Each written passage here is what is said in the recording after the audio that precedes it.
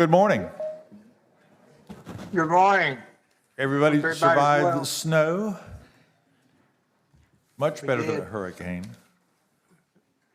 Welcome. This is our City Council workshop for February 3rd, 2026. Glad you're here today. We have a lot of items to talk about on the agenda, beginning with an introduction of a potential lobbying group. The Talon Group, I believe, is here digitally with us. Good morning, gentlemen. How are y'all? Good morning.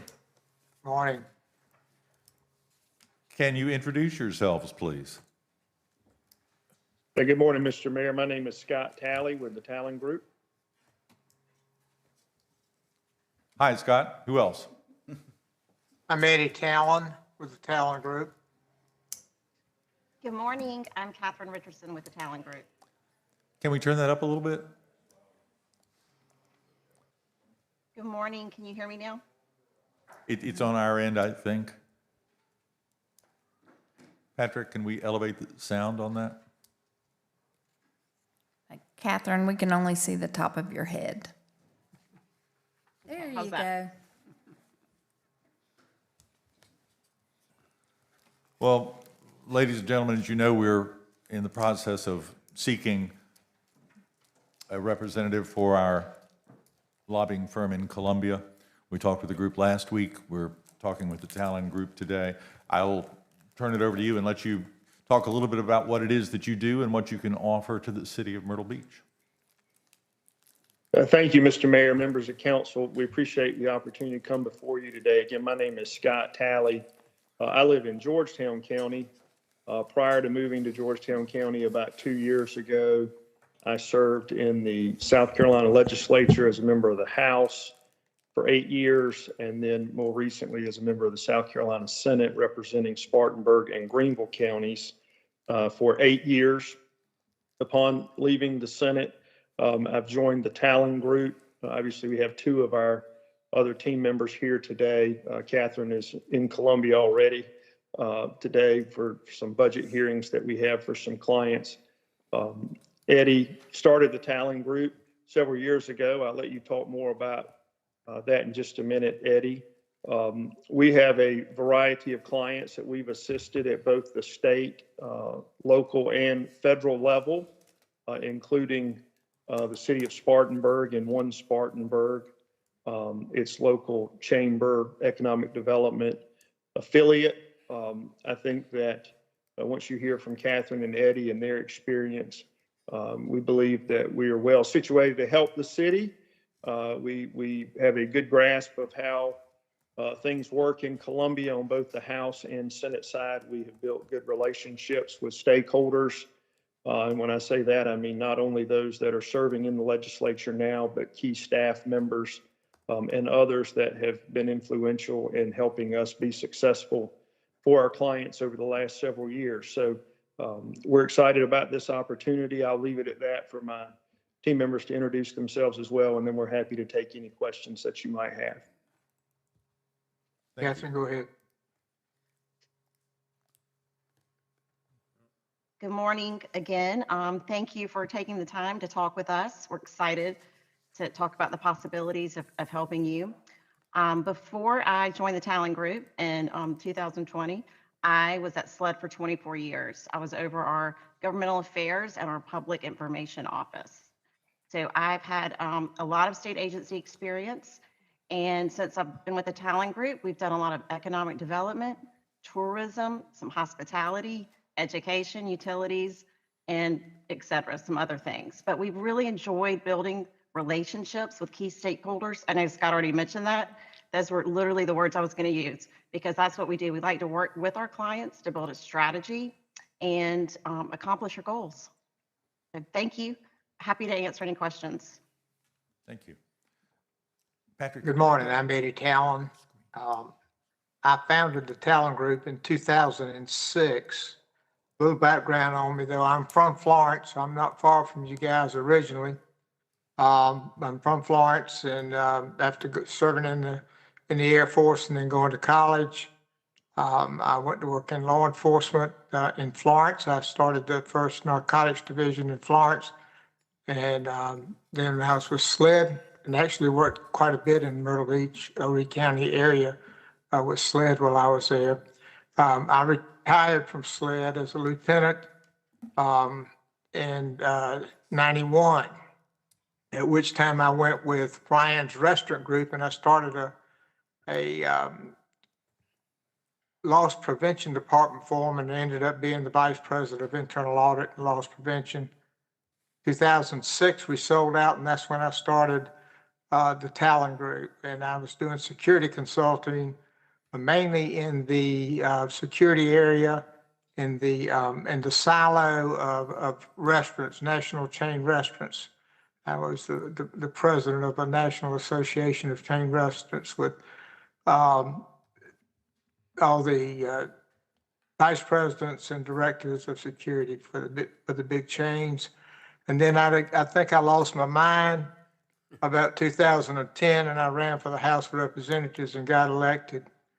So I spent 10 years in the House of Representatives. I was the chief whip for the Republican caucus, and then I was the assistant majority leader for my last 4 years. I spent 10 years there.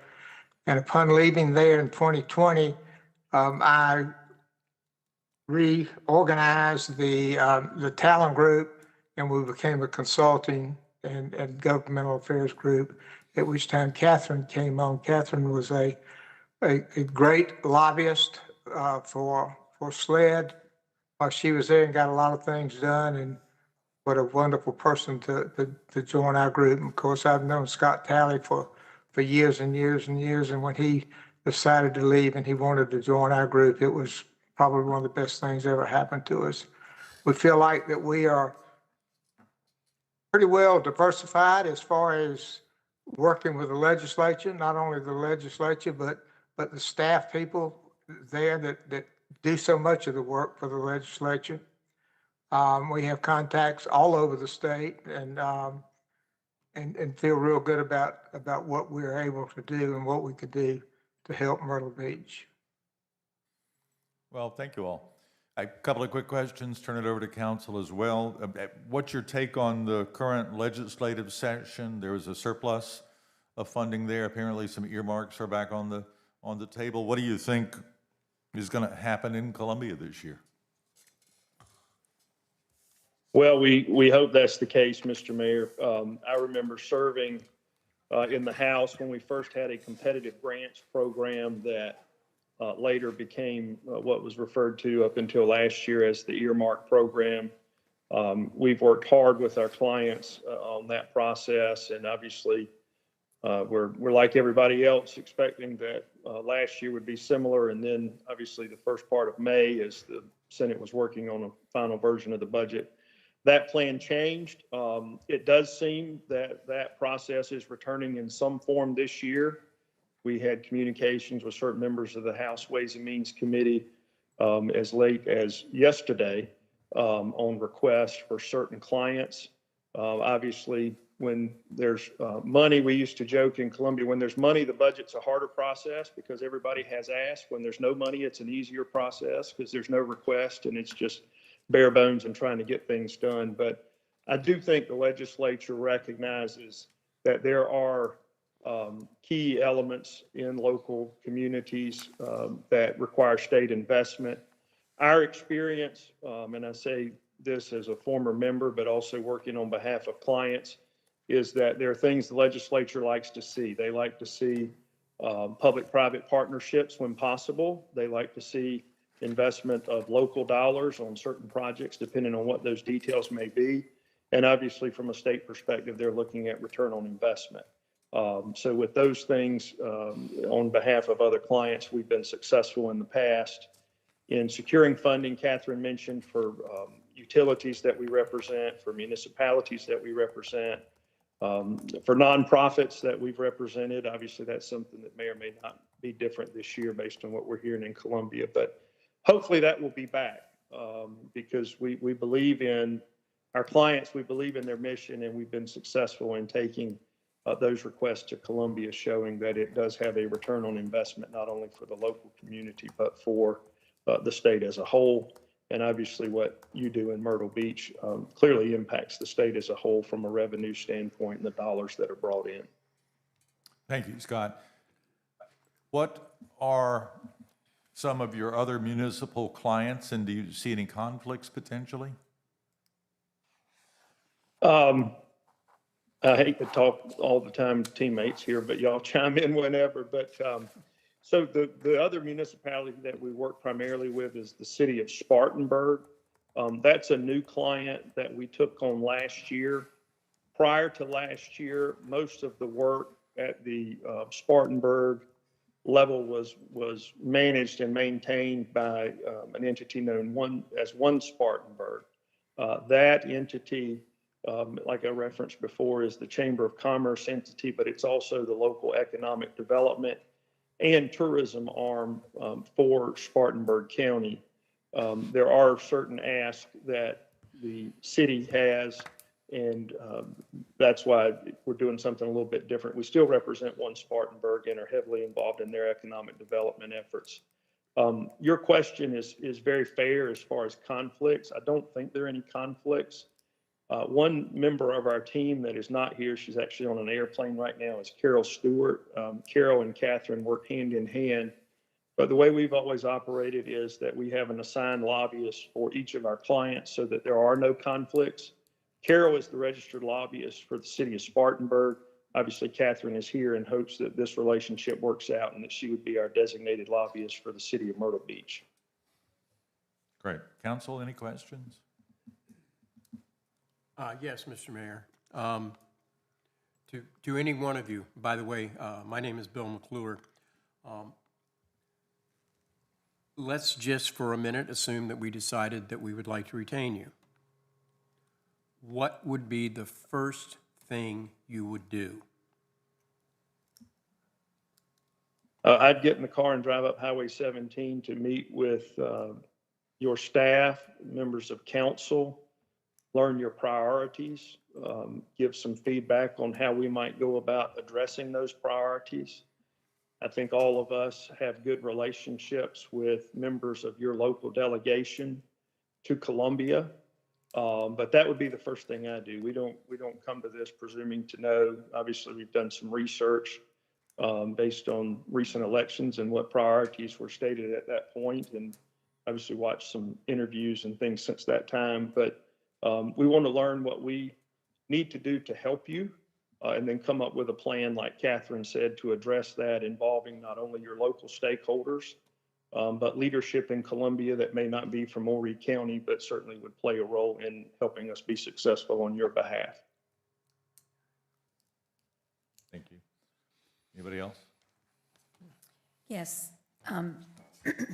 My name's Debbie Connor. Thanks for being with us this morning. One question that I would have is, once you see our priorities and you feel like perhaps moving beyond the state and moving to federal ask for dollars, how would you handle that? Knowing we are retaining you just for work in Columbia. Yeah, and if you have partners that do that specific work in Washington at the federal level, that would be, somebody that we would obviously want to stay in close communication with. There may be funding requests that the city has that the federal government could match, or obviously leverage what state or local funds were available for federal match. We're monitoring the federal process for some clients right now, and it's our understanding that their appropriations ask and that process for submission will begin later this month. But obviously, Congressman Fry was in the House when I was in the Senate. We have a good relationship. We have several state agency clients and other clients that are located in his congressional district, so we maintain good relationships with him as well as key members of his staff. But there is some overlap and some interplay there between what we'd be doing at the state level and at the federal level. And we do have the ability to assist at the federal level as well, not only with the congressman and his staff, but with both of our U.S. senators as well. Thank you.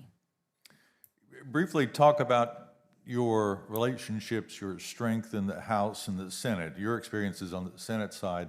Are you as strong with your House relationships as you are with the Senate? Yes, sir. Speaker Myrtle Smith and I both got elected to the House at the same time back in the year 2000. We maintained a good friendship. His wife and my wife attended Wofford summer camp together for a number of years and remains friends. So we have a good relationship. Chairman Bruce Bannister is my next door neighbor in Lot 5 at Clemson. On football Saturdays, we tailgate together there and have a good relationship. As well, and other members of the House that I knew not only from my service in the House previously, but also working with House members in the Senate. To your local delegation, and I've worked with Case Britton on many things. We remain friends. He comes down and visits. He has a love of the game of golf like I do, so we do play golf on the coast from time to time. And then obviously more recently serving in the Senate, I was on both the Judiciary Committee and Chairman Rankin appointed me subcommittee chair numerous times, and on education with Senator Hembry, who allowed me to serve as a subcommittee chair on that committee as well. Can you briefly, I don't want to prolong this, can you briefly describe how you communicate with your clients? What's your typical communications like? That's a great question, and depending on what day it is and what's going on, it's a lot of in-person communication. It's a lot of over-the-phone communication. It's text communication. For most of our clients, obviously, we have a point person. We spend time personally when not in session, and then as the session begins and things start moving and things come up in meetings, obviously it becomes more of a who can we get in touch with quickly and get an answer to and a response. We also do set weekly calls with our clients. We try to do those. Most of them take place on Monday or Tuesday to kind of go over what happened the week prior, but then also talk about plans for the week ahead. We usually get the legislative schedule finalized on Monday. We know what subcommittees are meeting, what bills are being taken up in those subcommittees. We then can obviously inform our clients about what we think matters to them, what's important, and then amongst our team, we can sort of divide and conquer and make sure we've got those things covered. Like I said, Catherine, I know is already in Columbia today for some budget meetings that are coming up. I've got meetings with certain members of the legislature on both the House and Senate side on behalf of clients tomorrow before they go into session. Great, thank you very much. Council, any other questions? I have one question. Mike? I'd like to go back to the communication part. Would you be, if this council were to retain your group for our services, would you be inclined to make sure that every member of this council is aware and provided the information that you would have available, instead of maybe just communicating with one? I realize it's kind of difficult to communicate with 7 every time, but make sure either by email, whatever, that we all receive the same information that one person is receiving. Yes, sir. And I made a point to make known that I live in Georgetown County on purpose. If you wanted me or any member of our team to come before council, either in person or via this means, to talk about something specific that was going on in Columbia, or just to sort of give an overview of what we're seeing happen or what we think will happen, then we will absolutely make ourselves available to do that however the council desires. Thank you. And I might say that we do that with several clients. We attend their board meetings automatically, and then those that ask us to come and give an update, someone will be there to give an update on what's going on and answer any questions that the council or board may have of us. Great, thank you. Thank you. I would say send us a proposal, please. Do you have any questions for us? No, I think back to the Councilman's question earlier, if given the opportunity to work with you, then we will find time immediately to come and sit down in person and learn more about priorities, talk through some strategies, thoughts. Obviously, the session is underway at this point, and while it seems crazy, May will be upon us sooner than we know it. And so, time is of the essence. Whether we're working for you or somebody else is working for you, I know you know that. But we will get something over to you. We appreciate your time this morning. Thank you very much. Scott, Mayor, Eddie, and Catherine, one more question. One last question, Scott. Actually, this is for Catherine. Catherine, if we do retain your group, we were told that you would be our lobbyist. And so my question to you is, how many other people will you be representing? In other words, what's the size of your portfolio? Would you have 2 additional clients, or would you have 30? No, I don't have 2. I have about 8 other clients. One of them I register in 2 ways because it's water and sewer. So it's 8 total, but I take each client very seriously and truly try to customize my strategy to my client's needs. So I'm always happy to come and visit you. I do that. You can ask Eddie and Scott. I love to go in person and meet with you and update you and keep you abreast and, just really build something that we can accomplish together. Thank you. Ladies and gentlemen, thank you very much. Catherine, did you take over for Hugh Munn? Hugh Munn actually hired me. Great. He did. I was an intern in his office in college. And then when he retired, I got a promotion. I was over the office. Great. Yeah, I worked with Hugh Munn several generations ago. So, yes. Yeah, he was a great guy. Yes. Great guy. All right. Well, thank you for taking time today to be with us. We'll look for a proposal very shortly. Thank you, Mr. Mayor and Council. Thanks so much. Congratulations on your election. The jury is still out. Thank you.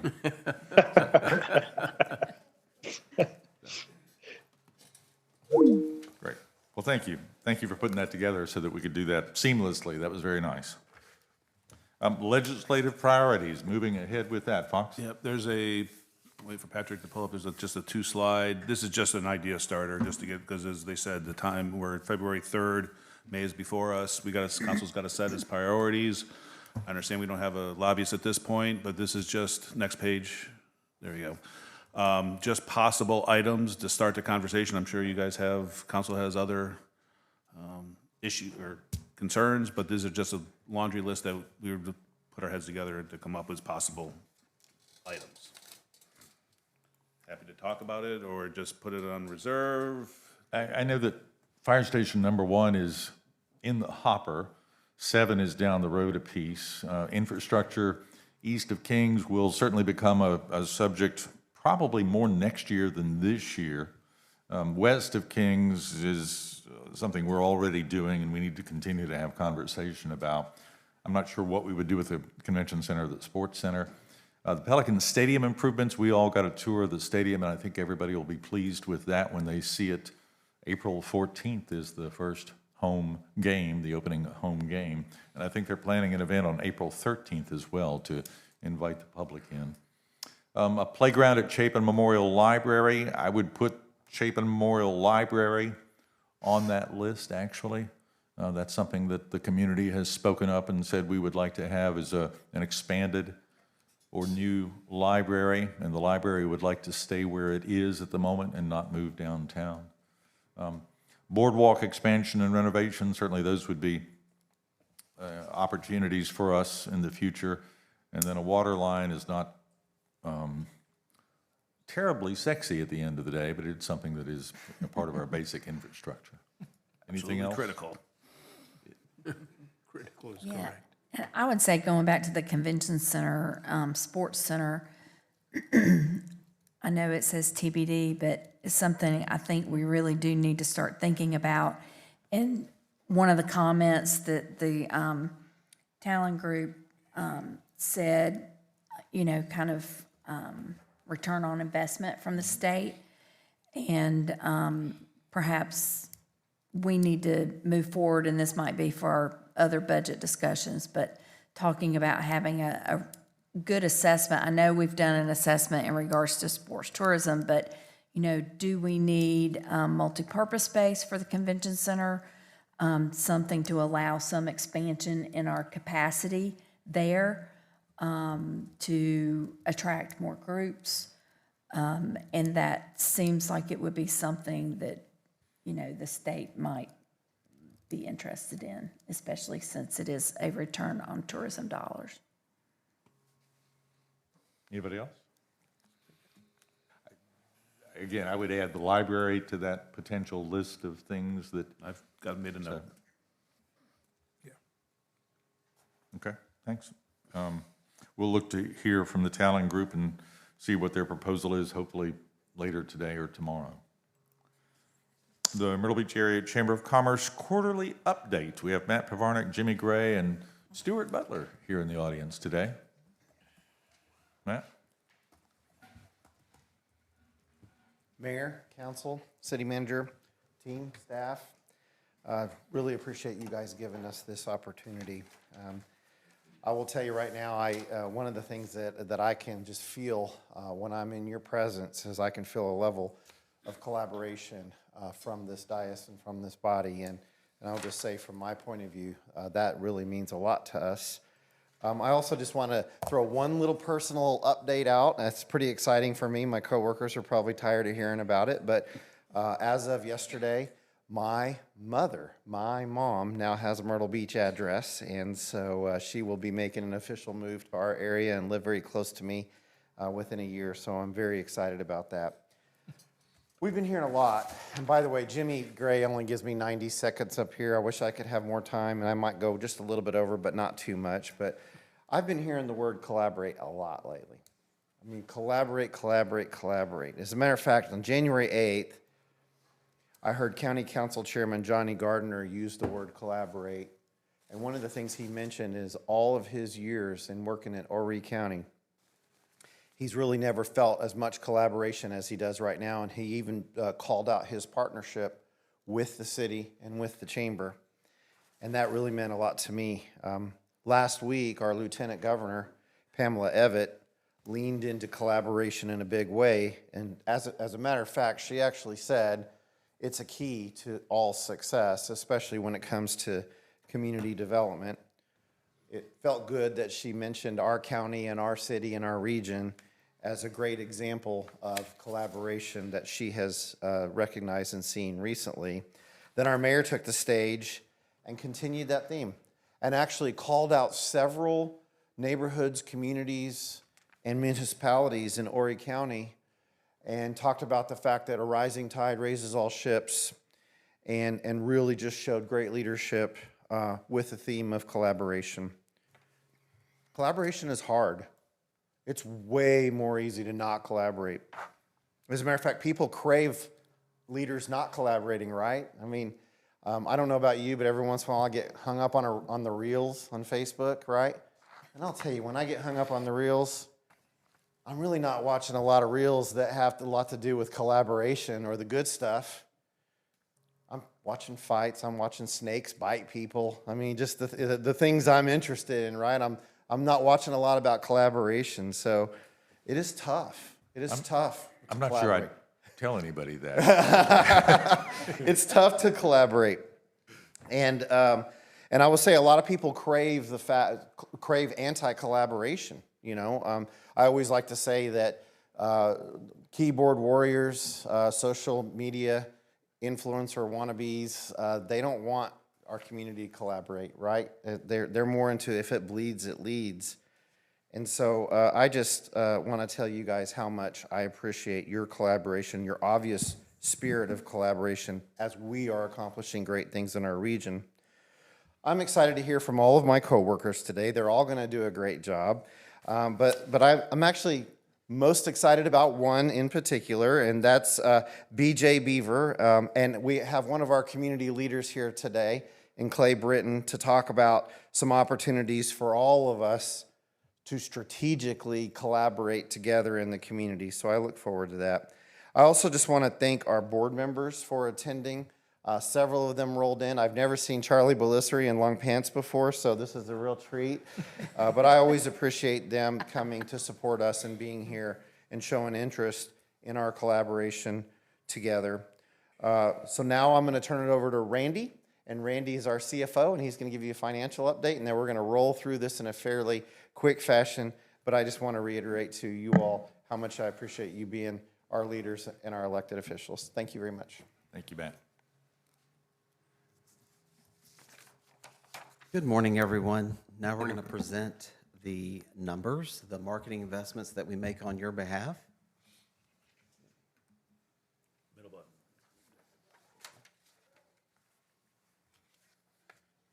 Okay, so we're going to dive into the July through September numbers for the tourism development fee. We invested a total of $10,915,141 to reach non-South Carolina residents out of state.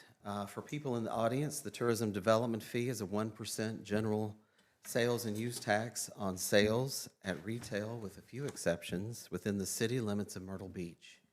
So looking at the numbers, digital and social search investment is at 33%. When you add television and outdoor and print, the total equals 53% for all traditional advertising. General consumer promotions came to 8%. These are activations and events and trip promotions and visitor guides. When you look at the three specialty markets combined, group sales, international, and golf, that equaled 10%. Creative and content development and research was 23%. Destination publicity is at 1%, and air services at 3%. Moving to July through September accommodations tax, we invested a total of $602,611 to reach visitors more than 50 miles away. For people in the audience, the accommodations tax is the 2% state tax applied to rooms rented to guests for less than 90 consecutive days. If you look at the numbers, air service is at 3%. Digital and social search is the biggest investment at 43%. And again, when you add television and outdoor print, the total equals 66% for all traditional advertising. General consumer and promotions are at 14%. Looking again at the three specialty markets, group sales, international, and golf, that was at 11% total. Creative and content development and research was 5%, and destination publicity is at 1%. Are there any questions about TDF or ATAX investments? Do you have a total amount for each of those, ATAX, TDF, for the quarter? Yes, so TDF was 10.9 million. Right, I saw that. And then ATAX was 600,000, a little bit over. And then what is destination publicity? That's all of our public relations efforts that we do with our agency, as well as communications efforts. If you have specific questions about any of the marketing investments, Stuart Butler will be coming up next to talk about Visit Myrtle Beach. And we continue to be good stewards of your money. And we fund it the way we're supposed to. Thank you. Good morning. Morning. I've been accused in the past of being a little too positive, a little too Pollyanna. I don't think I'll be accused of that today. I'm going to start with some good news. Our destination is finally getting recognized for the quality of our culinary scene here. You know, we talk a lot about the variety of restaurants we have, over 2,000 along the Grand Strand. But I believe we've been under-recognized for the quality, but we're beginning to see that change. And that's in thanks to the efforts of the whole community, but not least of which the chefs that we have here. And so proud to announce today, I think some people already know this, but we have a couple of big chefs to celebrate right now. Jimmy made me put this one first. But Heidi Gukoff is the first chef with an active restaurant in the Myrtle Beach area to be a semifinalist with James Beard Foundation. And this has been a 3-year plan with our organization working with our local chefs to bring their awareness of the Grand Strand culinary scene to their organization. And so I can't think of anyone better to be recognized first, but I hope it's the first of many. And then the other one I wanted to recognize is Jordan Hyde with Lacquer Eats. And I know her dad and husband are in the audience today, but she was just recognized by the state of South Carolina as a chef ambassador. She follows in the footsteps of great chefs in our area like Jamie Descalis and some others as well, including Heidi Rukoff. So we really are getting recognized the way we should be. And if you haven't tried Hook and Barrel or Lacquer Eats, I definitely recommend both of them along with many other fine restaurants. The media tends to focus on the restaurants that closed, but we had about 30 new restaurants open in the Myrtle Beach area in the last 24 months. So we got a lot of great new ones that everyone should try. There's the positive out the way. This is the Q3 report. So we're looking at July, August, and September. This is occupancy year over year. You'll see, we were actually expecting us to be up a little bit in Q3, but there was a lot of issues that forced us to be down about 3%. July, we saw July 4th, there was a tropical storm that hit us. That really devastated both the week before and after July 4th. Because the thing with storms, people see it, there's uncertainty, they don't book, but there's also a little bit of a hangover after a storm. So that hurt July a little bit. August, we rebounded. Occupancy was up a smidge. And then September, it was a very active Atlantic Ocean season. We got hit, or we didn't get hit, but we had the threat of several large named storms, especially at the end of the month. But it wasn't just weather that impacted us, although weather is a big factor. Brad Dean many years ago used to joke with our board about how we can do all the greatest marketing in the world, drive the awareness, and we can prepare as much as we want, but at the end of the day, rain is always going to determine how successful we really are. And last year was unprecedented. We've seen 4 consecutive years of increased precipitation in the Myrtle Beach area. If you talk to anyone with an outdoor attraction, they'll tell you that last year was pretty rough from a rain perspective. I think Pelicans had 30 games disrupted significantly, and I think 9 canceled because of rain. It wasn't just that it was raining, but it was raining for longer periods and during times when people are usually out and about and doing stuff. So rain was pretty horrendous for us last year. But it's not just rain. We also have some macro factors that are impacting the destination. One of the interesting things is, historically, there's a supply and demand expectation that if rate drops, demand increases. So if I lower my rate at my hotel, more people show up. And that isn't the case anymore. People are more selective. We have plenty of inventory. So lowering rates does not create demand anymore. It just simply doesn't. Consumers are not responding to price the way they were. So lower rate actually correlates with lower occupancy. It didn't used to. We also saw inflation continue to increase last year. I've got a slide with more specifics on that. And we also saw gas prices drop. Now, a lot of folks would think gas prices dropping is a positive, right? More people can travel. Gas is often a lag indicator of demand. So if fewer people are traveling and spending money on gas, usually that means it's not looking good for the future either. So there's actually a sweet spot between about $2.80 a gallon and $3.28 a gallon where we do really well. If it goes below or above that, we're usually going to struggle a little bit. Now, we weren't the only ones that struggled. Many of our friends down in Florida struggled as well. A lot of the similar factors were impacting them. But there were a few outliers. Virginia Beach is one that actually saw a slight increase in Q3. Myriad of factors. They weren't impacted as much by the weather, but they also, some of that was a year-over-year reflection of how they performed in 2024. Plus, they've invested a lot in their product. A lot of private and public dollars have been invested in Virginia Beach over the last 3 or 4 years. What does this mean in terms of revenue for the city and for the community? For Q3, we saw TDF collections were down about 4%. We're still finalizing the annual numbers, the full 2025 numbers. We're looking like we're going to come in around 2.5% down for TDF collections in 2025. Although that's not ideal, I would call that a win considering the challenges we had, a 2.5 decrease, essentially flat, given all the challenges we faced.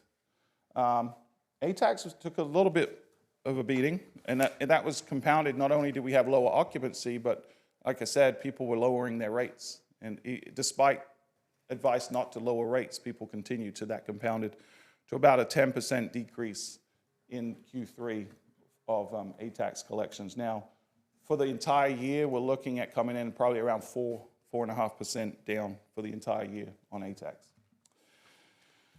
So I'm going to look forward here a little bit about what we're looking at. People are indicating that they're reducing spending. Obviously, we know people are stretched thin right now, especially a lot of middle and working class families. The K-shaped economy gets talked about a lot, and we'll see that in evidence in a second. But where are people saving money? Well, they're saving money on gas because gas prices are lower, but they're also trading out. They're not flying places. They're not traveling as much. They're not spending as much on leisure, and they're not spending as much on hotels. They're trading those out so they can afford groceries. And we actually see this manifest in how many, this is a stat that shows how many people in 2025, how many households actually took a trip last year compared to previous years. You can see there's a big gap. A lot of people did not take a trip in 2025, and despite demand to travel in 26, they want to travel. A lot of Americans don't have the means to travel. And so, what does this mean? If we look at occupancy, I mentioned earlier the K-shaped economy. What we're seeing is higher-end hotels, upscale, upper mid-scale hotels are doing okay. Their occupancy is actually staying fairly flat.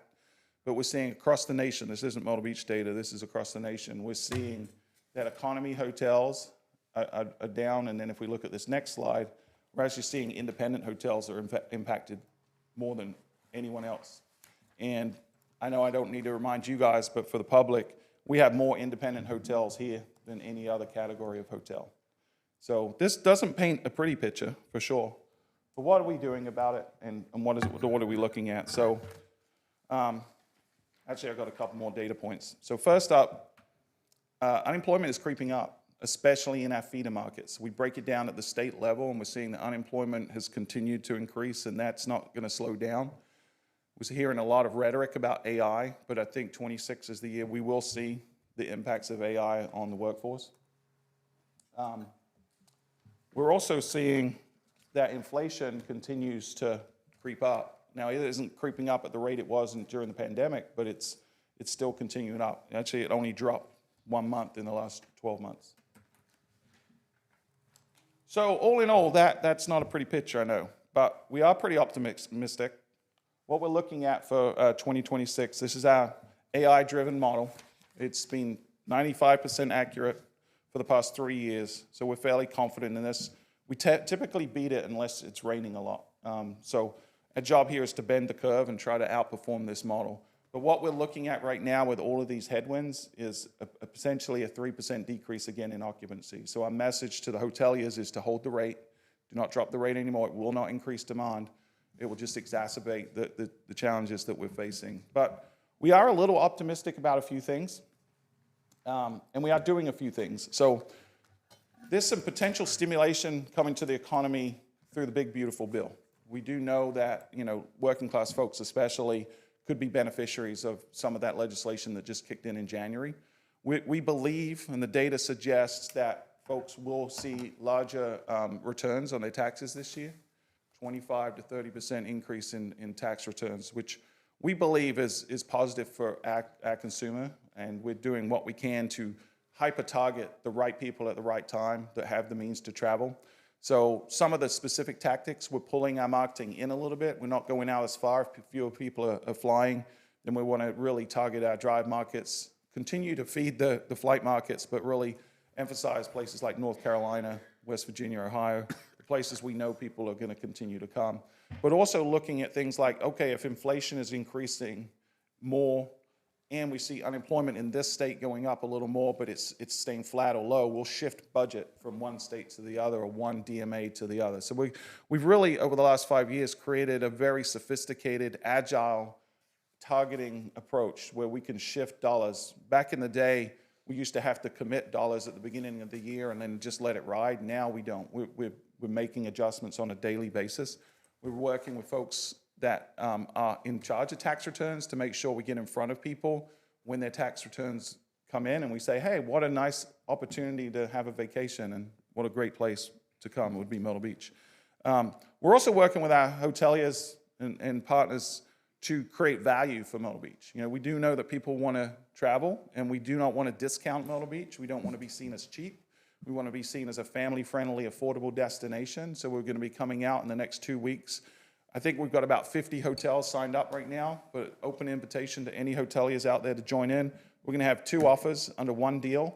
Buy 3 nights, get 1 free, and buy 5 nights, get 2 free. And so we're adding value versus discounting. And that will hopefully not only bring more demand, but it will mean people are staying 1 more night or 2 more nights. And that's obviously stimulatory and will lead to more spending in our attractions, our restaurants, and things like that. So I'll be glad at this point to take any questions from you.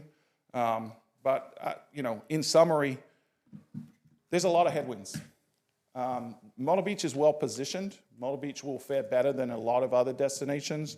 We're committed to investing the dollars that you entrust and our community entrusts with us as responsibly and effectively as possible. We believe we will take market share in a down economy. We always have previously, and we intend to now. So we're cautiously optimistic, and then I would say everyone in the community needs to pray for a drier 2026 than 2025. With that, I'll take questions. Thank you, Stuart. You've given us nowhere to go but up, Yeah, basically. that's the plan. You're projecting a 3% decrease this year, so what do we do to overcome that deficit? What can we do as a community to make Myrtle Beach more attractive for our visitors? Yeah, you know, we've seen a real interesting trend, and I talked to a lot of our partners, and how people are spending money and how they choose travel is changed a lot. And social media is the primary driver of this, but also artificial intelligence is increasingly becoming a driver. So what I would say is the value of the brand, like the destination brand, has decreased over time, and the value of the experiences, the individual experiences, has increased. People come to places to do a specific thing, usually what they've seen other people do, and usually so they can share with their friends and families that they did it too. So our advice to everyone is to invest in the experience of the customer, invest in the product, invest in customer service. Myrtle Beach has always been one of the most hospitable, welcoming destinations in the world. The friendliest people, that's our secret sauce. Now's the time to double down on our secret sauce, be more friendly and invest in our product, because we're competing, you know, against a stacked deck. There's a lot of things we cannot control right now with the economy, but what we can control is how people feel when they come to Myrtle Beach. Do they have a great time, and do they go back as advocates and tell all their family and friends and everyone on social media that they had a great time and that they should go and do it too? So that's us. The Myrtle Beach spirit needs to shine brighter than it ever has. It does. We have a chance to reimagine Myrtle Beach this year, and as this council has discussed, we'd like to improve the look and the function of the city, particularly the visitor experience east of Kings Highway. But from landscaping to lighting to all of those soft touches that we provide as Myrtle Beach, we have a chance, this body, the business community and our residents have a chance to make that difference this year. I'd like to see that number go up to a positive 3% instead of a negative 3% this year. And it's on us, folks, to take the right steps to make that happen. Any questions, council? Stuart, you talked a lot about targeting and the flexibility, using real-time, on-time data. Is there 1 or 2 specific, I'll call them market sectors, areas that we should be focusing on? An example might be sports tourism. Mm-hmm. That's a big category. You know, what is it? But within sports tourism, is it golf? Is it more competitions for girls' sports versus men's sports, that type of thing? Are there some places that we should really be focusing on? Because as the mayor talks about, you know, we've got an opportunity to really do something here, but if we're going to do it, let's make sure we target the right places. I guess that's my question to you. Yeah, I mean, I think it's going to take a full court press. It's going to be public-private partnerships that really help us move through these challenges. Sports is a great example. You know, there's not, you know, a lot of destinations have a community-wide sports commission. We don't in this area right now. I think we should evaluate that. We work collaboratively with our friends in North Myrtle Beach and Conway and Myrtle Beach and you know, the sports center, but there's not a unified strategy, you know? And I see us holistically as one of the greatest sports destinations in the country. At one point, we were head and shoulders above everywhere else. But a lot of those places have invested at a community level in their facilities, and so the gap has closed. So our competition, especially in North Carolina, has gotten really tight. So I would say you think along the right lines. Sports would certainly be one. The type of hotel product we have and the mix of hotel product would be another. New key attractions that are really going to drive people here. You know, we do a lot of surveys around both from visitors and residents about what would they like to see in Myrtle Beach and what their perceptions are of Myrtle Beach. They don't agree on a lot. The visitors and the locals, they don't see Myrtle Beach the same way, but the one thing they always agree on is we need a large-scale music venue in Myrtle Beach.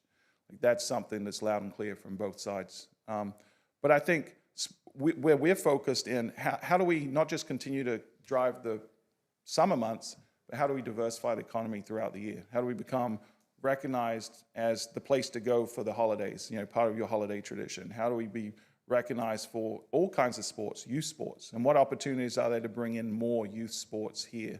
You know, your question about female sports versus male sports is interesting. There's a data point that when boys travel, young youth males travel, usually they only have an average of one parent traveling with them. When girls travel, usually the whole family unit comes. So female sports drives a lot more revenue for the economy than male sports. So there's a lot of little data points like that we're focused on. Thank you. We talked a little bit about a sports commission. That's something you would recommend? I think we should evaluate it as a community. We'd be happy to be the tip of the spear and lead that. But, you know, when people come and play baseball in Myrtle Beach or North Myrtle Beach or soccer or whatever it is, Myrtle Beach benefits. You know, we see that we need to do this from a community perspective because the city of Myrtle Beach on its own won't be able to compete with the Charlottes and the regions around there. So I think it requires a real concerted effort from the county, from yourselves, from North Myrtle Beach, from Conway, all the way down to the south end to say, what are the facilities we have? We've indexed that, we know what it is, but how do we evaluate the value of coming together more cohesively with a singular strategy, and where are the gaps? Where do we need to invest community and private and public dollars to improve the facilities and our competitive nature? Just this past weekend, I think about the only things we had left because of the snow were indoor sports stuff. So it's important to us. It's our base of business, especially in the off season. We've also talked about putting together sort of an ad hoc brainstorming group to talk about elevating the Myrtle Beach experience on the entertainment side, the activities side. I think everybody knows we have a dynamic local music scene, and we need to figure out how to tap into that more. But we've got public spaces and programming activities and events and festivals, things for not just visitors to enjoy, but locals to enjoy as well. We will put a group together to talk further about that too, I think. We would love to be a part of that. I mean, our vision, our long-term goal is for Myrtle Beach to be the most vibrant and welcoming coastal community in the country. And I think that's going to take improvement of product, but also experiences, including events.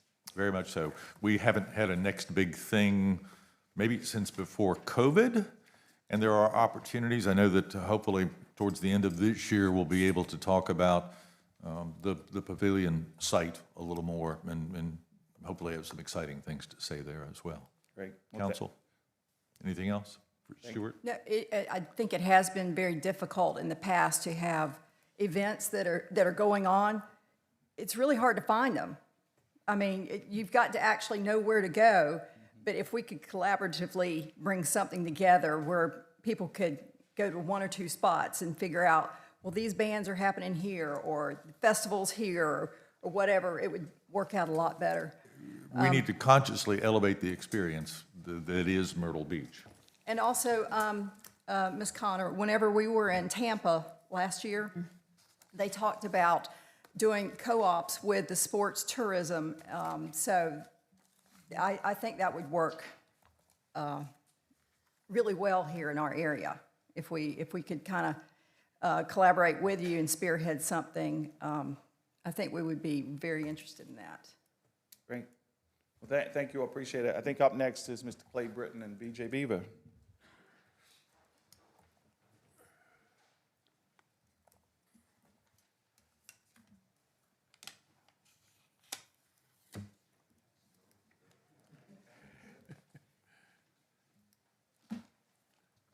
Good morning, Council. Good morning. Good morning, Mr. Mayor. My name is BJ Beaver. I'm the Executive Director of Partnership Grand Strand and excited to talk to you about our comprehensive community strategy. But before I get into that, I'd like to introduce Mr. Clay Britton. Thank you, BJ. I want to say I'm so happy to be standing here before you. Looking at your faces, it's exciting to be a part of this change and a part of what's going on here in town. I'm here today on behalf of Partnership Grand Strand, which is the foundation that was formed by the Chamber of Commerce back in 2021 to address specific business concerns that we had been talking about going back as far as 2017 and 2018. 5 years of hard work at Partnership Grand Strand on those concerns has convinced the foundation that our area needs a comprehensive community strategic plan. As you all know, over the many past decades, there have been all kinds of plans. I've been here actually before you on a plan several years ago, going back to 2017 and 2018. But the various Chamber of Commerces, the various cities, the county, you know, lots of people have come up with plans. But a community strategic plan is based on comprehensive input from all types of community residents, businesses, governmental bodies, faith-based organizations, nonprofits, basically the whole community. A community plan does not look at things from the viewpoint of any earlier plan or any specific stakeholders. It's based on the strategic plans of our community as we start now, kind of fresh, starting again, looking at where we want to go. We know that Horry County is one of the fastest growing places in the United States. Growth is very good for us economically, but there are also some costs, some negatives that come with that type of growth. One of the other things that I think supports doing a strategic community plan at this time is we have some very great new talented leaders coming to the forefront in Horry County. David Bird with the YMCA is the kind of leader you want to hook your wagon to because he's going places. Mayor Mark Ria is here. He's had lots of experience. He knows a lot about Myrtle Beach, and he is a very common sense person, the kind of leader that I think will be a big help. Cliff Jones with the Horry County Schools is a very, very committed person to collaboration. We've talked a lot about collaboration. I am amazed by the collaboration that's going on there. Jamie Weinbreck at CCU is about balance and about performance. He's really going to make a difference for us. You know, and Matt Pavarnik can't stick to 90 seconds, all right, when he stands up here and says he's going to, but he's a born leader, and he knows how to tap people and how to bring them forward and bring out the best in them. In my opinion, our leaders are well placed to change where we're going and what we're doing. To do their jobs well, though, they need a comprehensive view, bringing everybody kind of into that view. So over the last 6 months, Partnership Grand Strand convened 3 chamber leaders together with 6 community leaders to go and find the best strategic planning group in the country. The 6 community leaders were Laura Crowther with the Realtors, Horry County Government, Barry Spivey, the Myrtle Beach Downtown Alliance, Jason Green, the Myrtle Beach Regional Economic Development Group, Sandy Davis, the City of Myrtle Beach, Brian Tucker, and the City of Conway, John Rogers. So we reached out to get a broad group to just find the right people. We believe that we've retained the best firm to do this, to come up with a really good strategic community plan, and we have the money to pay for it, and we're ready to start it. We've currently identified 30 different strategic concerns. You won't be surprised to know that downtown redevelopment and after-school childcare are two that I'm making sure are on there. We all have the things that we think need to be on the plan. Everybody needs to be heard on this. City Council will be a preeminent participator in this process. We are very committed to bringing you in on this process and making you a big part of it. And we're not asking you to pay for any part of the plan. Yay. Thank you. Not yet. So in sum, we will be keeping you in the loop and making you a part of it. BJ and I'll be glad to answer any questions. He's got a few comments to make here, and I'll just step back and you can ask me your questions when he's Thank you, Clay. Thank you for driving home the need of why we had to have a community strategy.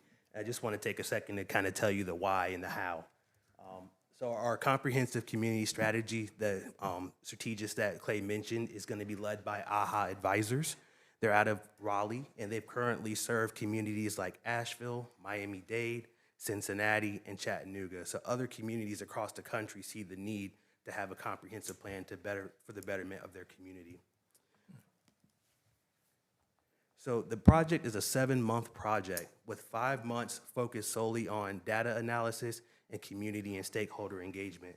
So as Clay mentioned earlier, the City of Myrtle Beach will have an opportunity, as residents will have its opportunities, the Greater Grand Strand will have its opportunities to give feedback and help build and drive a successful strategy. We'll also go under a portion of benchmarking where we'll compare ourselves against other communities across the country. And how do we get there?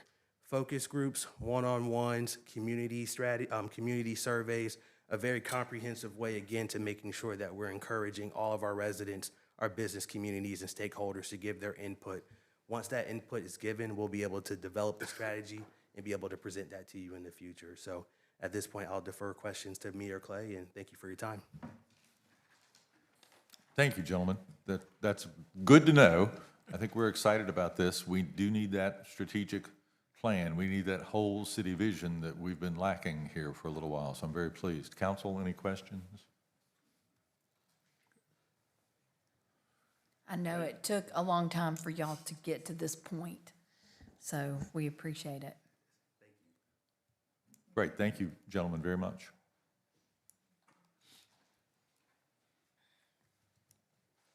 All right, I gave myself 30 seconds, so I'll try and stick to that so you guys can get on with the rest of your meeting. Thank you for your patience. A lot to report today, and we tried to whittle it down to just really what you needed to hear, but there's so much going on. Thank you to our advisory board members and our board members that have joined us today.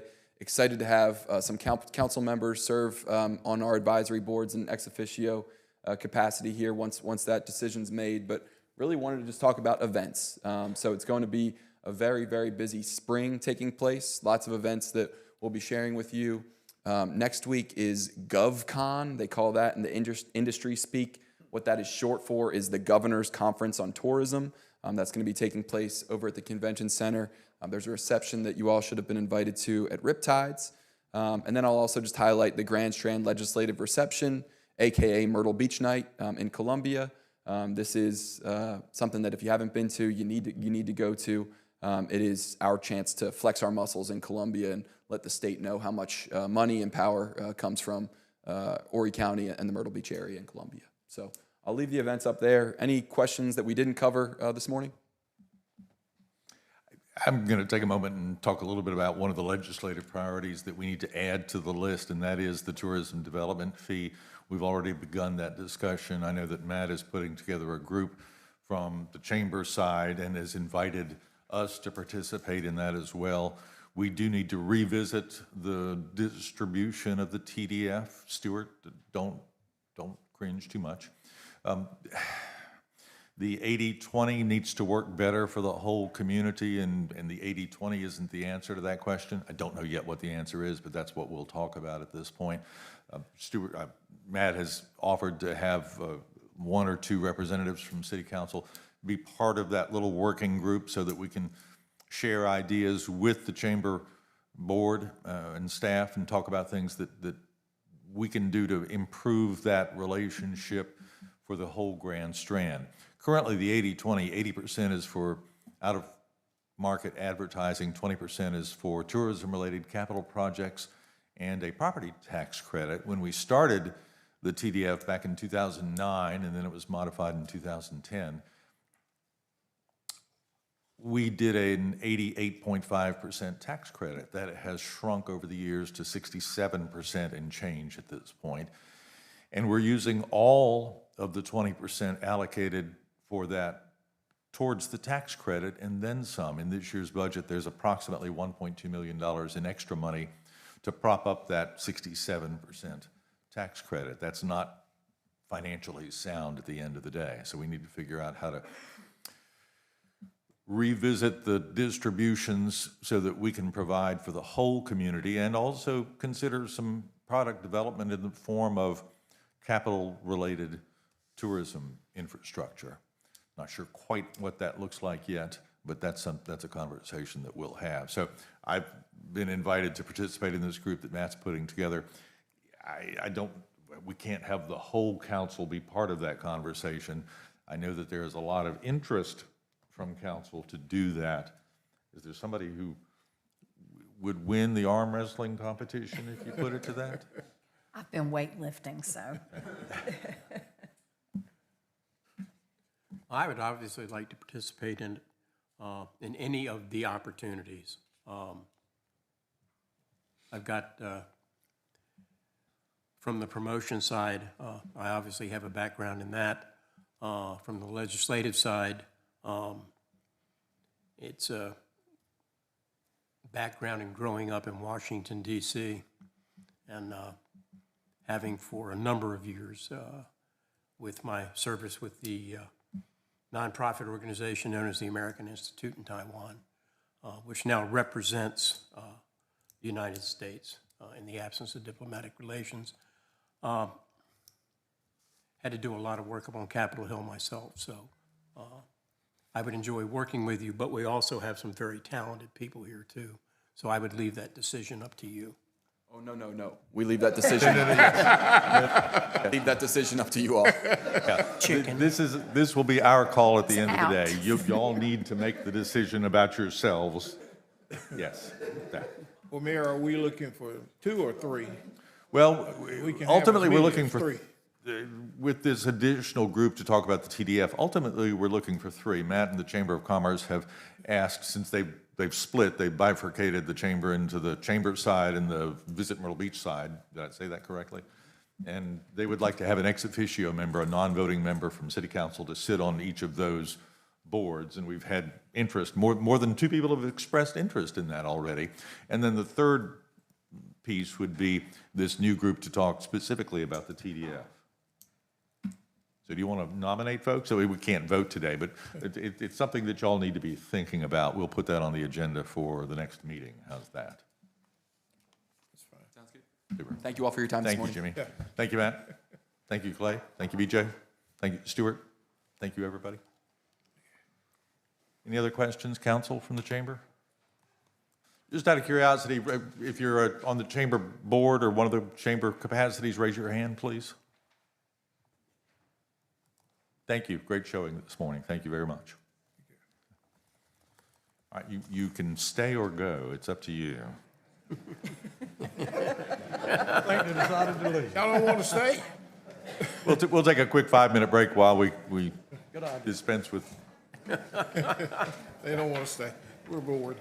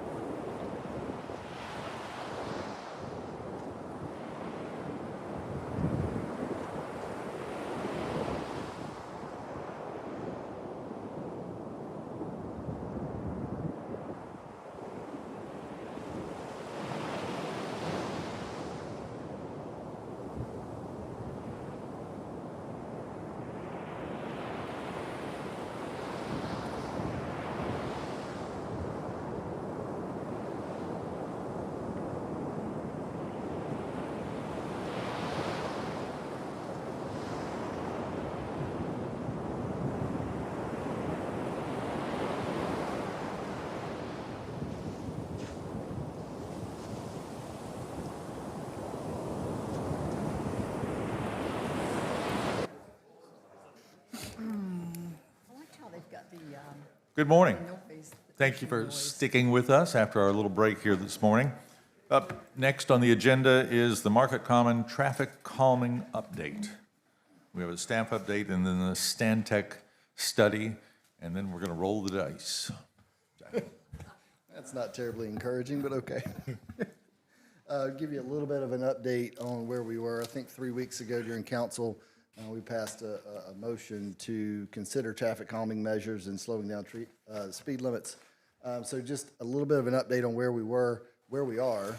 I need some specific direction from council on what we pursue. So I just wanted to talk through that with you.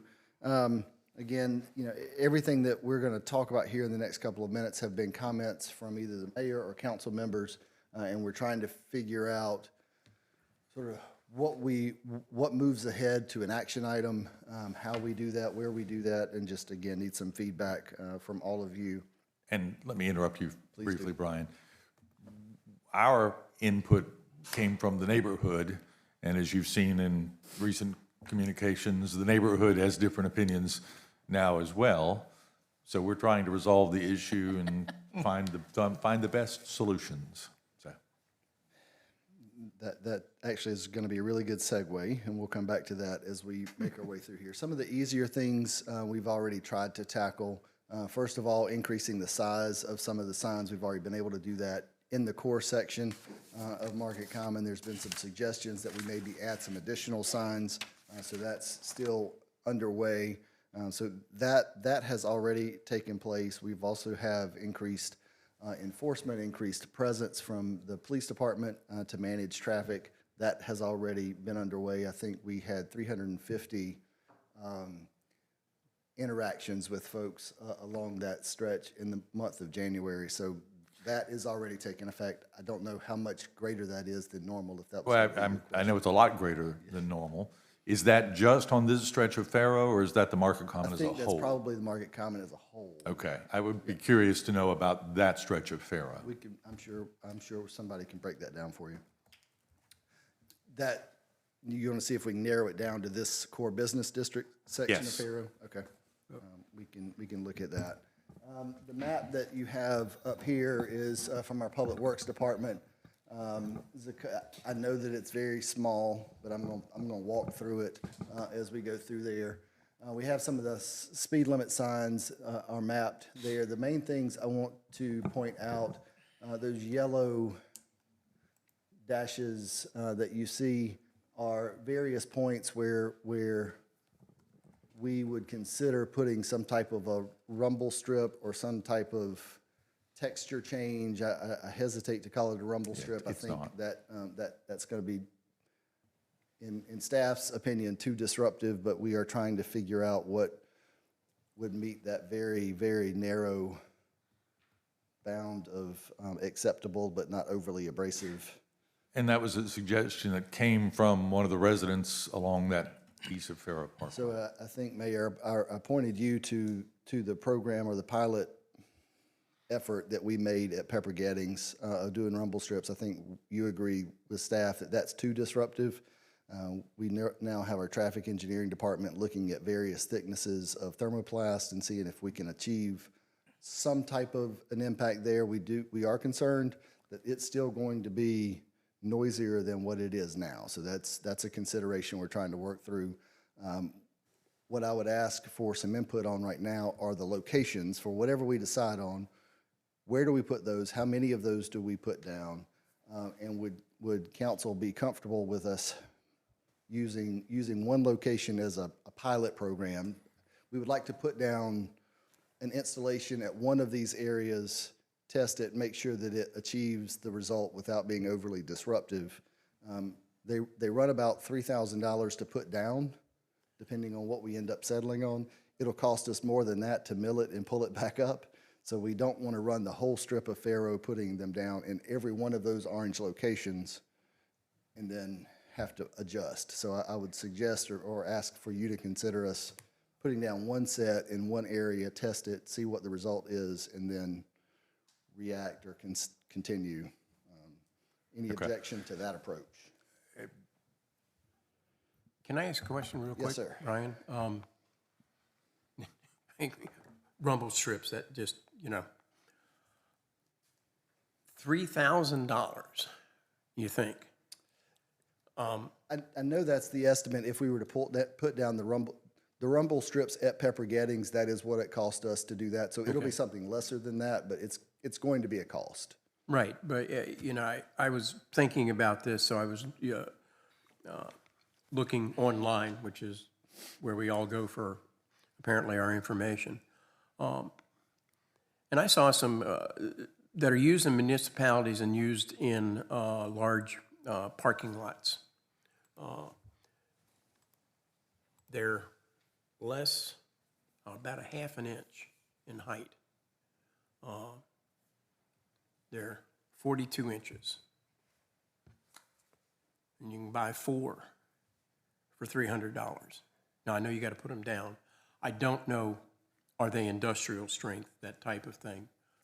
But, you know, I understand the noise implication, all of those other things.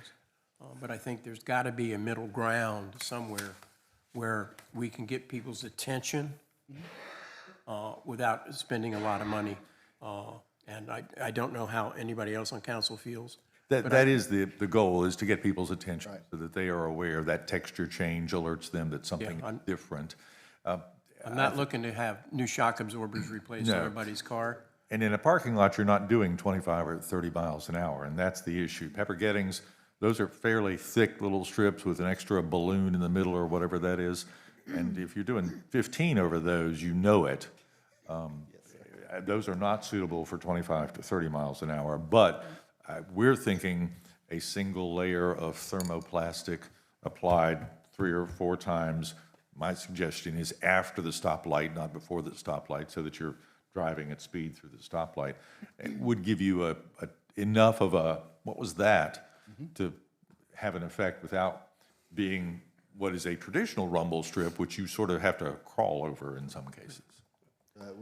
We're trying to find the thickest single layer of thermoplast we can, which is probably 125 mils.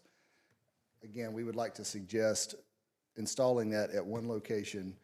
We haven't ordered that yet. We don't know how much staff time goes into that yet. I'm just making, I'm really more making the point that it's more expensive to pull it up than it is put it down. And I got that. And I also think, just Bill's opinion, but I think a test first. Yeah. In other words, you know, measure twice and then we'll cut once. I think that's legitimate. Either at the intersection headed west at at Valor Memorial Garden, one side or the other of Valor Memorial Garden would be my suggestion. I'll go back to the suggestion I made, and my suggestion is that we make the length of Farrah Parkway 25 mile an hour. And let me just say why I continue to support that.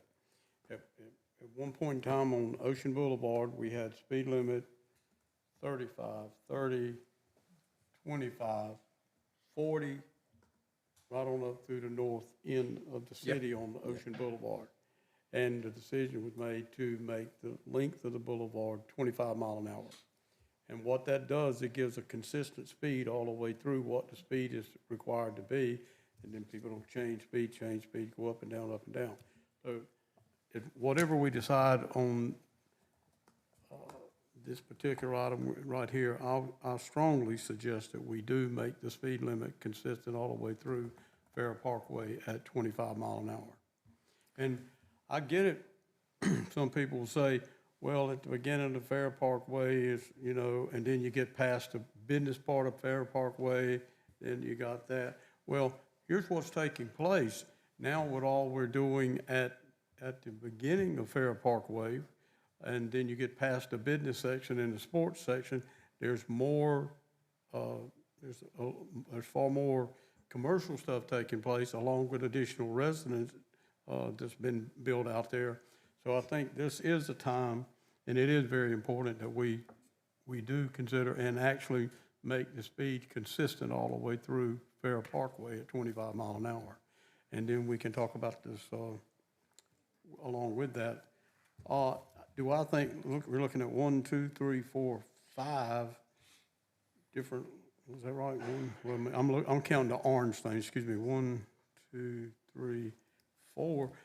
4 of those strips in that section along, right there, along what I'll call along Grand Park through there, I think that's a little much to some extent to have that many strips along there. I think we could narrow that down and even go down further. I don't know what it looks like beyond what we're seeing right here to even to the bypass, or 17 bypass, excuse me. And just spread that out instead of having that all the way just like right in that particular area. I think if you hit one, you realize maybe then you do another one in that along there, especially along in the curve there.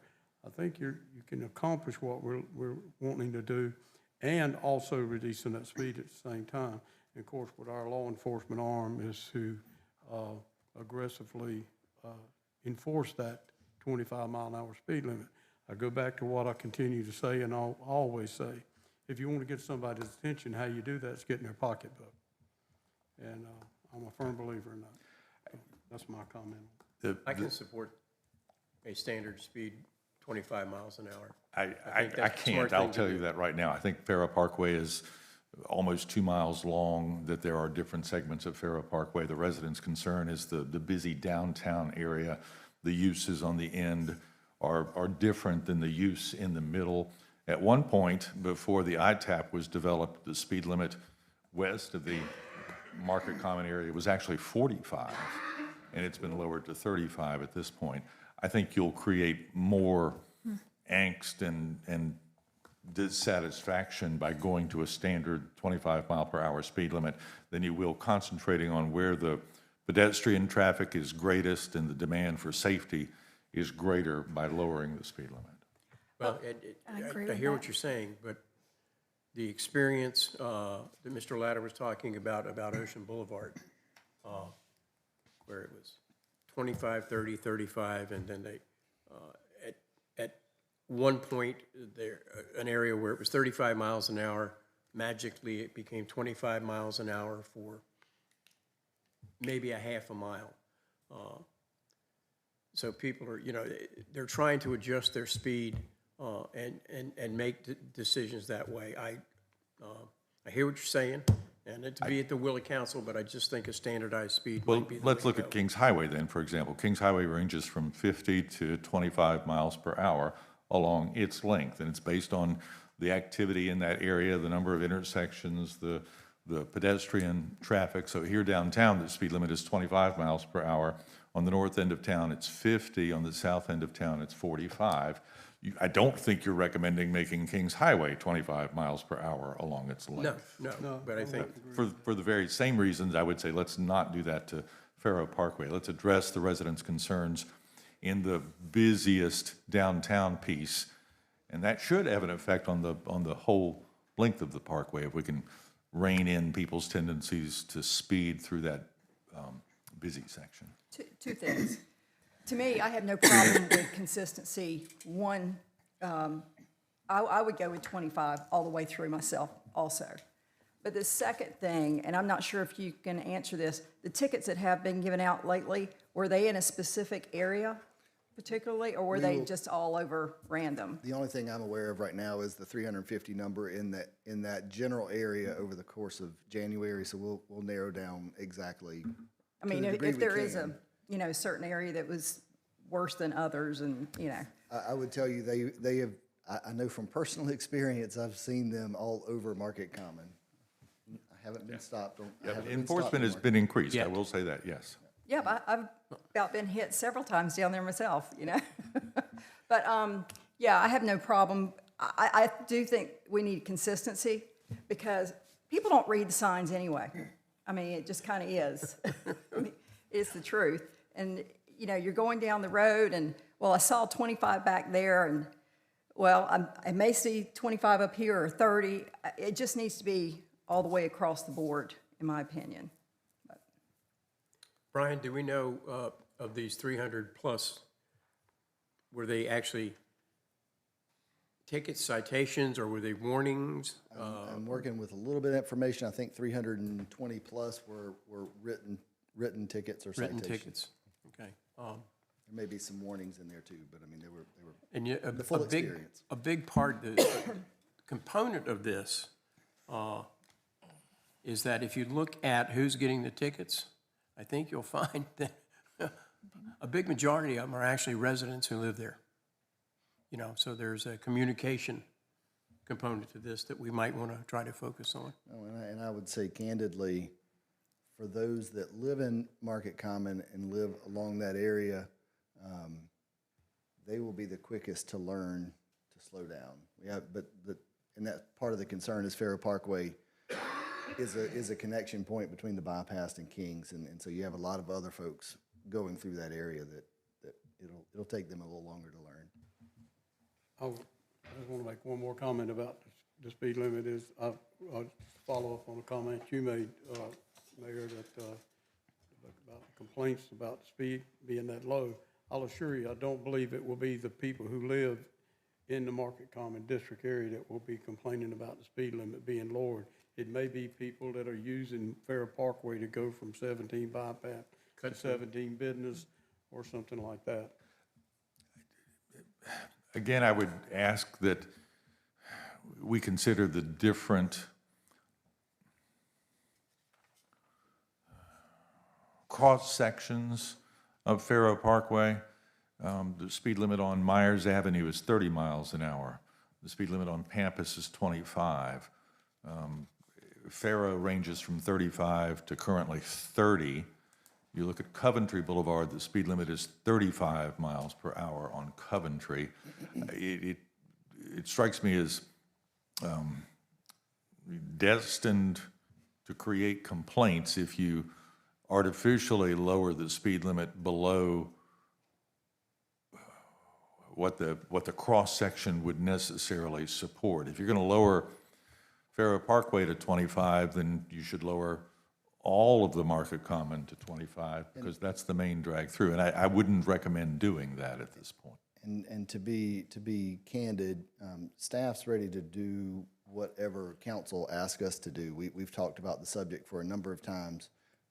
You know, based on the numbers, based on the data, you know, we've been operating up until this point. If at this point we will support the will of council and go whichever direction you also choose. But it is subjective. I will point out that we don't have traffic engineering degrees on this side of the dais.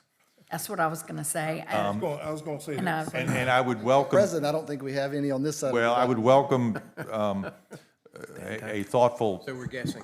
A thoughtful look at it from the staff side with some recommendations, understanding that the public is not happy with where we are at the moment in that downtown section alone. They aren't complaining about the ends. They are complaining about the downtown section. If you want them to complain about the ends, we can make them complain, I suspect. And I would be interested in hearing from public safety in regards to the proposed places that you have on here in the yellow or the orange. Does it make sense only to have them in a couple?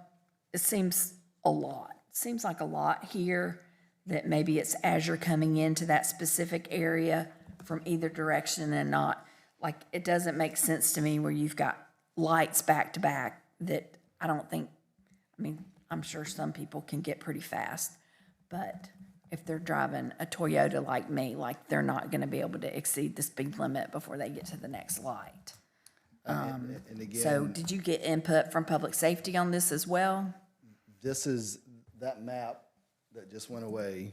Those locations were just directed by either the mayor or members of council or the community. So I mean, this is not staff driven. Okay.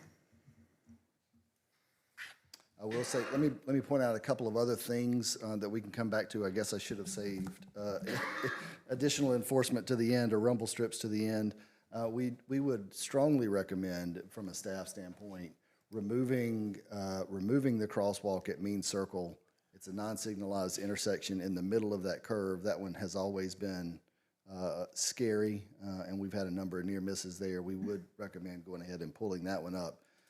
To the degree we can, shifting crosswalks to lighted intersections, especially in the curves. Obviously, if we're able to achieve slower speeds, that helps. But even the crosswalk at Iris is non-signalized, and it's either going into a curve or coming out of a curve. That one is also problematic. We're not prepared to suggest, excuse me, removing that one yet. But for Mean Circle, we would support removing that one. We also are in the process of adjusting the stoplight timing in that core district. You know, the idea or the suggestion was to adjust the speed, or adjust the signal timing to allow those turning onto Faro Parkway to wait less, which by default, that means you'll have more turns of the traffic signal, which means you'll have people stopping on Faro more frequently, which will by in and of itself also slow down traffic. We'll reassess, once we make that change, we'll reassess, excuse me, any backups or any unintentional consequences of changing the speed light or signal timing, but that's also part of the recommended changes. I think that's all of the things. I can skip and talk about the traffic study, but I want to finish up on this subject before I shift to that. So I'll open it back up to any of you all for conversation. Get us a more formal recommendation from staff, if you would, please, about the length of Faro Parkway. Understanding that the issue at hand, from the residents' perspective, is the busy event space in the core market common area. I'm fairly confident that staff's position on the length of Faro Parkway is not going to be recommended by staff. But again, that's... I'm sorry, say that again? Converting the speed limit to 25 for the full length of Faro is not going to be incredibly encouraged by staff, just for the points, for the points you made. I think what I would suggest is, if you all choose to proceed with the traffic study, that can be a conversation for the traffic engineers to take up and consider. But again, we hear the voices from the neighborhood as well. So again, this conversation is not being driven by staff. So I mean, we're going to defer to council's wishes. Speed limit, rumble strips, traffic, all of this, excuse me, we will defer to council on ultimately what we implement. Well, I hear you, but I mean, so you're saying either do the traffic study, let them tell us what the best recommendation is. I'm a cook. Okay? I can tell you how to make she crab soup. It's good. So you might want to deviate a little bit and put some other kind of wine sherry in it or something, but yeah. Mr. Louder is the only one who's been in law enforcement, so I value his opinion. But I understand that 25 the whole way would be, I just think that'd be tough. But I want to hear something from those guys back there in blue. All right, is that black? I can't tell. It's black and blue. I'm colorblind sometimes. But anyway, I'm just saying. We can provide you a formal recommendation or input from staff, including Public Works and law enforcement. I'd even like to hear that before we talk about going to spend $100 or however many $1,000 on a traffic study. Okay, and we can do that. I will switch to the traffic study and talk about that just very briefly. Okay. We brought to you a traffic study proposal from Stantec last year. We decided not to move ahead with that. We had them update the proposal, went from around $109,000 to $122,000 for the basic traffic study. It does include most, if not all, of the major intersections and even some of the minor intersections around Pampas, Howard, et cetera. One of the things we continue to hear when we talk about the traffic study is when we do the traffic count in January, that doesn't contemplate the spring tourism season. The traffic engineers will tell you they have a way of analyzing the data to look at. DOT captures traffic counts all over the city all the time. So I mean, we're constantly gathering traffic count numbers all over the city. What the traffic engineers will do is they will take that traffic count in February and compare it to the DOT traffic counts in February. They will then extrapolate out when the DOT traffic counts in July. they will extrapolate that difference to come up with a number. I say that to say one of the things we've asked Stantec to consider is basically coming back and providing a spot check confirmation in the busy season to say, yes, what we thought the traffic count was has been verified by an actual count. So that's one add-on.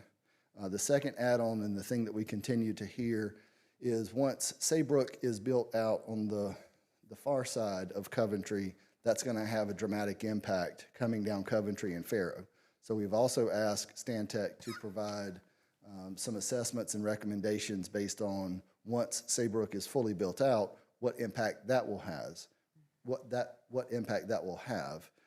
Those two add-ons add about $39,000 to the contract, so you're at about $160,000 to do the traffic study and both of those extra pieces. So, like some general direction from you, Councilman Chestnut, I hear you. We will provide council feedback from the police department and from Public Works before we engage in the traffic study. But if we still want to head down the road of the traffic study, we would just like some feedback from council sooner rather than later. Does the term traffic study include traffic calming recommendations? Yes, sir. I think one of the concerns that staff continues to have is once the traffic engineers make us aware of an issue or make us aware that there's not an issue, there's a certain legal responsibility that we have or certain liability that we have to make sure we listen to the professionals that we paid to give us their perspective. And so I think once we know, we know. And then what geographic area are we contemplating for the traffic study? I believe It's Janet, most all of It's a the good chunk of- major yeah. roadways within the Market Common. yeah, it's a good chunk of Market Common, including Coventry, Faro, inside some of the neighborhoods. I mean, it's a very comprehensive list. One thing I liked about the traffic study proposal is that they also look at pedestrian counts, bicycle counts, et cetera. So if we're contemplating changing some of those crosswalks and those types of things, I think that was one thing I thought additional in this that was very good. And that's one of the things we had a lengthy conversation with the consultant about, is their ability to use essentially traffic cam footage and AI to anticipate near misses. Essentially, that they're able to identify a pedestrian from somebody riding a bicycle, from somebody in a golf cart, and identify those potential miss points, near misses, and so that would be highlighted in this also. Turnaround time? I'm looking to Janet. You remember? I think it's 6 to 8 months is the full length. Wow. I mean, it's not a quick process. It's comprehensive. It's very detailed. What are your thoughts about a traffic study at that price point? I hear what Dr. Kiner said about, it's not just a traffic study. It encompasses a lot of different things, including safety for pedestrians, people on bicycles, all of those types of things. Relying on, as you said, we're not traffic engineers. We don't do this. So we need to rely on professionals. And what always goes in my head is if something should happen and liability arises, we need to have something to fall back on to show that we made a best faith effort. What I don't know is what other traffic engineering firms have we consulted? Did we go out and get 3 bids, 5 bids? How did all this come about? Not in this instance. We have Stantec. We retained Stantec on contract with us, and that is our default professional service contract for this type of work. Okay. Is there any problem, even though, we've retained them? Well, let me ask you this. What is the retainer? How does that work? I'm not sure of the details of that contract. Okay, and that's fine. I mean, It also goes through the procurement process. No, I understand that, I understand that. But I'm also wondering, do we need to take a little bit of time to look and see if there's somebody else out there that can perform the same function at a more competitive price? I mean, if they're under contract anyway, and we're paying for it anyway, you know, that's one thing. But if we have to add on to that, maybe we can find a more inexpensive way to go. And maybe not, it's just it's a question that I think we should look at. So several questions in there that I'll try to answer. Number one, we have a master agreement with Stantec, so they are our go-to. We don't necessarily pay them a monthly retainer. It's just as we need services that fall into their scope of work that does go through procurement, we will engage them. They will give us a scope of work, or we give them a scope of work. They provide us a proposal. We execute that proposal. Mechanically is how that works. Yes, there are other traffic engineering firms that we can seek out. I would tell you Stantec is probably the leader in that field, but there are certainly others. They have a scope and scale that probably allows us access to more bells and whistles when it comes to the AI pedestrian interaction that I'm not sure you would get with some smaller firms, but we can certainly get additional proposals. Again, we understood the certain urgency here, so we went with Stantec and had them propose the work. They're a well-known name Oh, yes. in that business, so I'm not opposed to that necessarily. When we say traffic study, though, I want folks to understand that we do have a speeding problem on Faro, particularly in this section that is under consideration at this point. We've had one motorcycle fatality, maybe two, I'm not clear on that, but at least one motorcycle fatality on Faro in this stretch due to, I think it was speeding. I drive that piece with some frequency, live at the Market Common, am aware of the neighbors' concerns that crossing Faro Parkway is a difficult thing, that where the speed limit is now 30, people do 45 and 50 miles per hour, and that's not acceptable. I would agree with that. All right. What I'm hearing from you all is you're okay testing a particular location, so we'll come back to you with a specific location to test and a setup to test. We will get some feedback from Public Safety and from Public Works on the idea of converting all of Faro to 25 versus having it based on the road makeup, I guess. Stantec was not able to come today. We can have them come back and present to you a more formal presentation for the scope of work. We can go back out and look for additional proposals. We have some direction on that. Do we have the 160 in the budget somewhere? Yes. Okay. According to I mean, CFO, we do. my inclination would be that, A, that's a significant amount of money to spend just for this purpose, but the community has asked for it. It is something that will provide some answers to the question about how do we calm traffic, and then the sooner we can get started, the sooner we'll have the answers. I mean, I'd say let's do it. When's the last, have we ever had a traffic study done for that portion? We've been talking about this for several years, actually. We've done a number of things. I know we have gathered the digital feedback data, and we've tried to analyze in-house the data that we collect. We've done that over the period. We've had conversations with Stantec and with Thomas and Hutton over the years when different developments have been proposed. But this is a more comprehensive look than what we have done so far. Gotcha. So we're gonna Any thoughts? proceed with looking at one particular location as our test for these thermoplastic strips. And then staff is gonna, being everybody, is gonna come back to us, and the concept of going from 25 miles an hour all the way to not doing that and why. And at the same time, start the process of a traffic engineering study that could take 5 to 6, 7 months. Or 8. Yes, sir. Now, I would ask us to hold off on any changes in speed limit until, if we decided we're gonna have this traffic study, to allow that to happen before we start making decisions about changing speed limit there.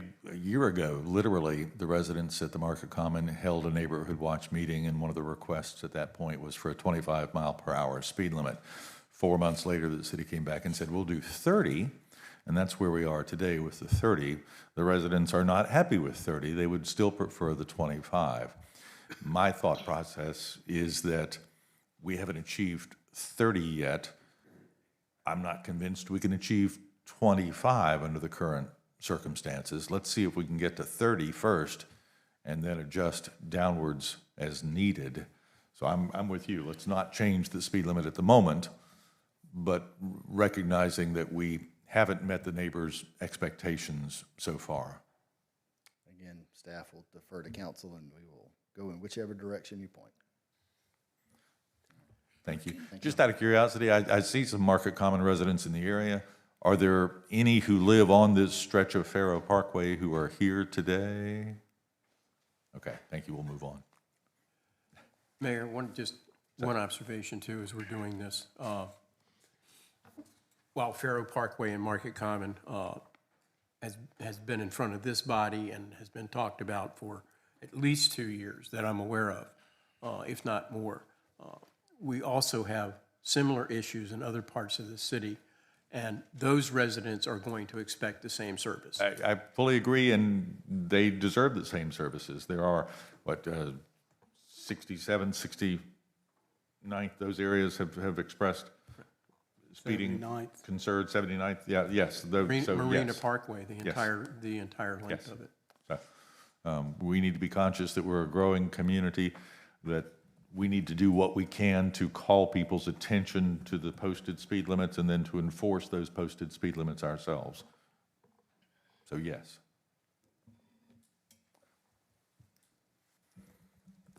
So yes to the traffic study, I believe. Okay.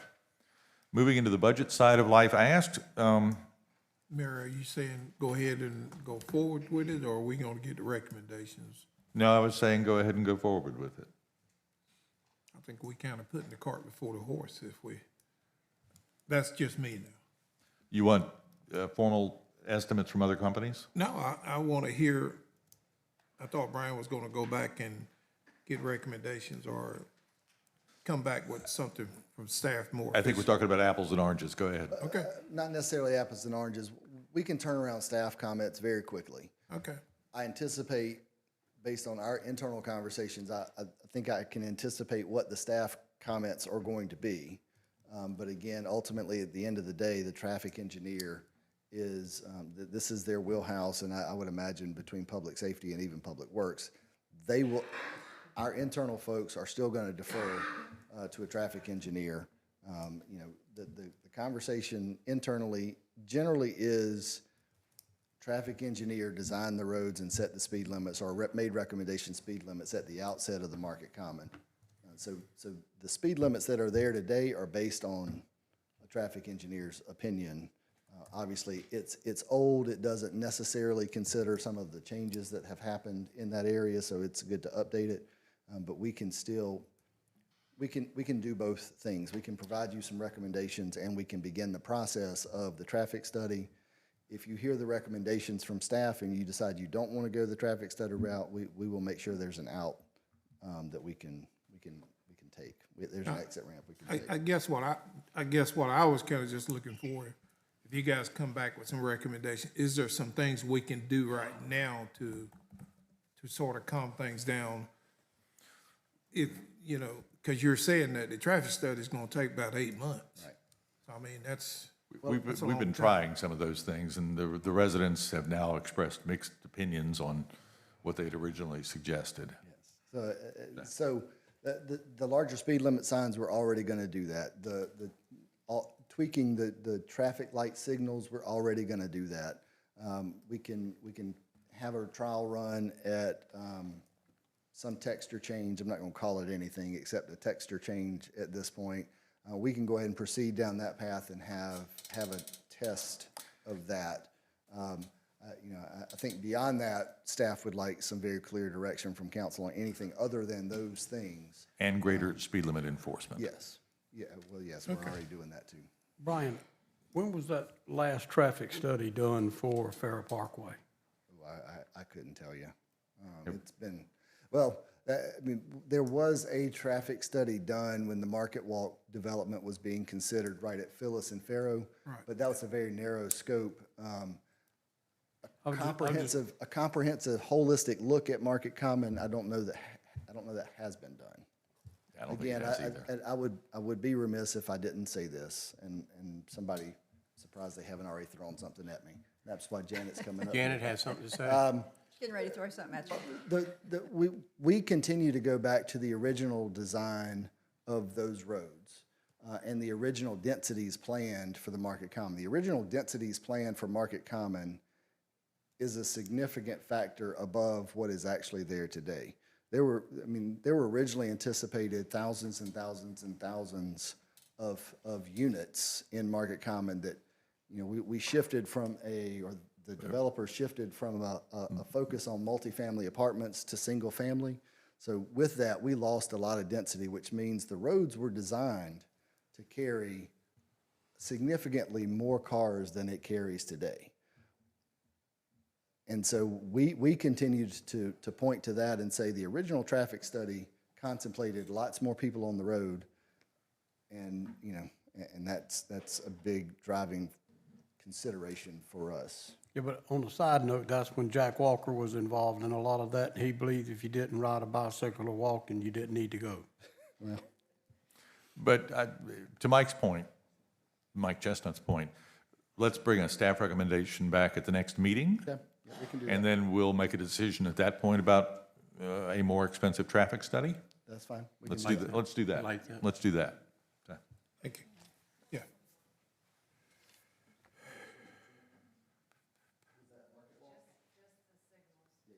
2021 was the last time we did some type of study in that area, but that was mainly on the traffic signals, which is how we got to the traffic signal timing that we have now. Okay.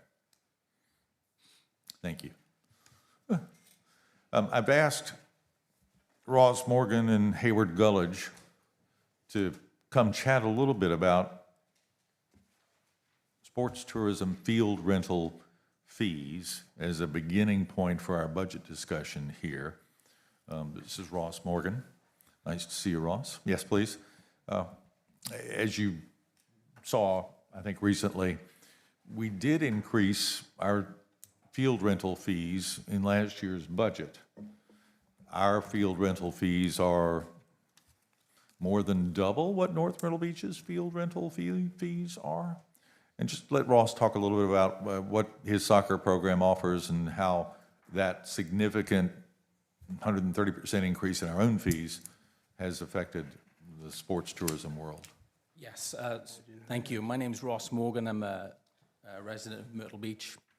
I work with an organization called Coast FA. We're a 501c3 nonprofit soccer program. In the winter months of January and February, we rent the turf fields at Market Common, the baseball fields. We've been doing it roughly since about 2012 for 6 weeks, June, January, and February, renting the 7 fields. Started at $5,000 rental, increased over the years to $7,000. Last year, with the fields being resurfaced, we actually only used 5 fields for $7,500. This year, we're at 5 fields again, but it's $16,000. And so that was quite a sticker shock to us. We have quite a significant scholarship program within our club for players and families that ranged almost up to somewhere in the neighborhood of $100,000. So we're doubling our rental over a 6-week period in January and February. Obviously, is significant to us. So we were asking for consideration on that. And talk a little bit about what North Myrtle Beach charges for field rentals. I believe, correct me if I'm wrong, I think for our tournaments up there, it's in the neighborhood of 4,000 to 5,000. I think it's increased because they've increased their number of fields. I think it's in the 7,000 neighborhood, but they have 13 fields up there. So Now, it's more than double the difference between Myrtle Beach and North Myrtle Beach at this point. Correct. We actually rent the fields in April as well. We run a tournament the last 2 weekends in April, and so we use the facility again. It's still considered the shoulder month, and I think the rental for that is around $20,000 for those 2 weekends. Here or there? Here in Myrtle Beach, yes. Okay. So we rent in April for our tournament, and then again in January and February. Are we reaching the point of diminishing returns as the field rental rates go up? Yeah, well, it was a shock to go double. And so, yes, it gets to a point where it will be a negative to us. We probably, it would be a struggle to do that if it continues to rise at this pace. And so would you then, for lack of a better description, move your program to another location outside of the city of Myrtle Beach? We would probably have to, I'd hate to do that because it's a wonderful facility and it's AstroTurf as well, so it's. But money is money. Money is money, yeah, and at some point, there's going to be a point where we just simply cannot do it. So does that mean that the program participation would decline or halt? Well, we would have, it would significantly affect our ability to scholarship people, which in turn would probably reduce things, or we would have to increase revenue in certain areas, whether it be for the registration for the tournaments, that will decrease things. Eventually, it's going to hurt us. Yeah. And the scholarship is for local youth? All local children. All local youth? Yeah. So, okay. I wasn't involved in last year's budget discussion, so I wasn't aware that the fees had increased. I can't speak to that, but I wanted you to be aware of the disparity between our fees and North Myrtle Beach's fees for basically the same space. And we had last year's budget discussion, we did cover what was presented as the need to raise the fees, because we were spending a lot of money down there resurfacing fields, that type of thing, and that's not inexpensive. And I understand, I mean, North Myrtle Beach is just, coming out of the head of Zeus. I don't know how many more fields, be they for soccer, baseball, whatever it might be, than we have. And so I can also, the chamber kind of talked about it today in terms of hotel rooms, right? Right. When you have a lot of excess hotel rooms, that maybe one of the first things you do is say, wait a minute, we got to fill it up, so I'm going to lower my price. And I don't know that that's not what is happening with North Myrtle Beach. Having said that, though, and just on a personal note, I would hate to see this program have to move. And so I'd like to see, re-examine what we're charging for our fields, and maybe at certain times of the year, the winter months, maybe we shouldn't be, charging premium fees. But just look at it from that viewpoint, but I'd hate to see the programs move. Well, I think we also need to make sure we're comparing apples and apples. And, well, that's why I said that.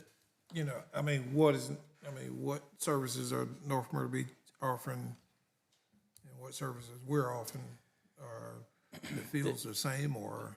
The way I look at it, I isolate those two things in different compartments. So we rent the fields in April in Myrtle Beach, and we rent simultaneously in North Myrtle Beach. And that's during our tournament period. It's April, so it's still, the shoulder season. But our consideration was for the winter months of January and February, where very little use is being used. Those fields are not really being used, and so with the extreme increase in the rate, that area was the problem for us, was the January and February more so than the April. I'll tell you what might be an idea to look at. Let's take a look at what our fields have done over the past, let's say 24, 25, maybe even 23. Are we increasing or are we decreasing the usage of the field due to the rate increase. Basically saying, as the rate increase costs us to lose or gain. So that's something I'd be interested in seeing. Tim Huber is here in the audience. Tim, do you want to speak to any of this? You don't have to. He whispered no. Ross, one question. The thing about it is, North Myrtle Beach has built so many fields, and, I mean, that's the direction they're going. So the fields that we currently have, and I don't think we have any slated to be built anymore, right? Just maintained? Does that sound about right? We don't want to cut ourselves off either and not be competitive. I mean, we're going to have to do some type of degree of balance here. And anyway, but I think we should look at the fee schedule and the certain times of the year and stuff like that also, revisit that. What I was just going to mention is, the city has given you $15,000 in accommodations tax money in the past several years. Correct, And yes. council will take up accommodations tax next year, or next week at the next meeting as well. How much do you get from North Myrtle Beach? That number I don't have on me. I believe it's 10,000. And even for the players who use the North Myrtle Beach fields, you think they largely stay in Myrtle Beach at the accommodations When we here? run a tournament, yes, significant portion of the out-of-town people will use City Myrtle Beach hotels. And tell you the truth, most of the ones that go to the fields in North Myrtle Beach actually stay in Myrtle Beach also because they don't have accommodations up there, hotel rooms and stuff like that.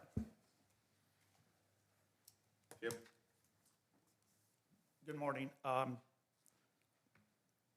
Councilman McClure's point, we do look at, and we historically have, seasonality and things like that. So, and then I think from an educational standpoint, what the sports tourism team does with our rates, there are multiple buckets. So when we're talking about a sports tourism event, there is a separate rate structure for those type of events, which would be the April uses that Ross mentioned. We also have the bucket, which is referred to as the community use. And the process we've gone through the last couple of years is to raise the floor of the community use. It's still not on par with a significant sports tourism event. It's less. And in essence, the change to the ordinance for FY '25 was the elimination of an hourly rate and adopting for community use a minimum half-day rate. So what that did for an effective hourly rate was that rate changed from an effective rate of $30 an hour to $37.50 an hour. What we've seen a result of that is it kind of served as a catalyst for organizations like Coast FA and others to look at their programming structure and either add more youth to a field or expand where historically they may have done a 2-hour program to a 3-hour program. I say that to say now we're able to accommodate overall more organizations and more kids on the fields in January as a result of this. Coast FA is, part of this is also we have all 7 fields available this year with the turf replacement complete. But we actually have 2 groups using Steyrs in January and February this year, where in the past we've had 1. And that was an important consideration, I think, going through the process the last couple of years as well. I don't know if that muddied it or clarified it, but. When we set rates, do we look at what other facilities charge? What's Rock Hill charge, for example? They've got a big sports tourism complex. It's a consideration. Every community is unique. Every community's relationship with baseball groups, soccer groups is unique. Here on the Grand Strand, again, commend the use of turf here. That's a differentiator, so that's not really a comp in a lot of really any other market. What effect or feedback have you seen or heard regarding the rate increase that just took effect last fall? By and large, nothing we didn't anticipate. I mean, anytime fees go up, this is the first I'm hearing this specific amount for Coast. I'd have to dig into the invoice a little bit more on that to better understand it, but my initial sense is it probably has to do with, definitely there was an increase where Coast in the past, I believe, I want to say maybe rented for 2 hours an evening per field, and now that has doubled. If you want to look at just the amount of time on per field, that is absolutely true. The amount of time has doubled. Yeah. So we don't mean to put words in your mouth or your mouth, but we're forcing them to use more time at a higher rate. In essence, yes. It was, and again, the conversation with that was the sustainability. To turn the lights on, the initial surge to turn lights on just for 2 hours versus spreading it out, charging for 4, scheduling staff, et cetera, et cetera. So that all factored into the sustainability of the operation down there at Steyer specifically. And that's their point, is the diminishing returns. As the rate goes up, the participation potentially can go down. So That could impact, I couldn't speak to Coast, but overall, we've seen the number of kids using the facility go up this winter. anything else, gentlemen? Any council, any other questions? Just wanted you to be aware of the disparity of rates between Myrtle Beach and North Myrtle Beach for the same basic space. So what's our takeaway? What are we going to do? Well, think about it. You can do anything. You can do nothing. You can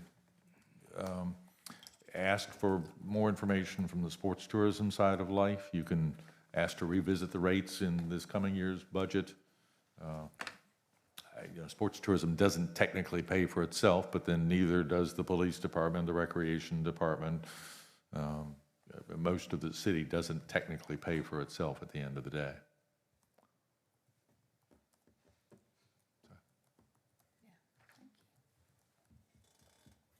Thank you. Thanks, guys. Michelle and Marla, did you have something specific planned to kick off this budget discussion, or are we on our own?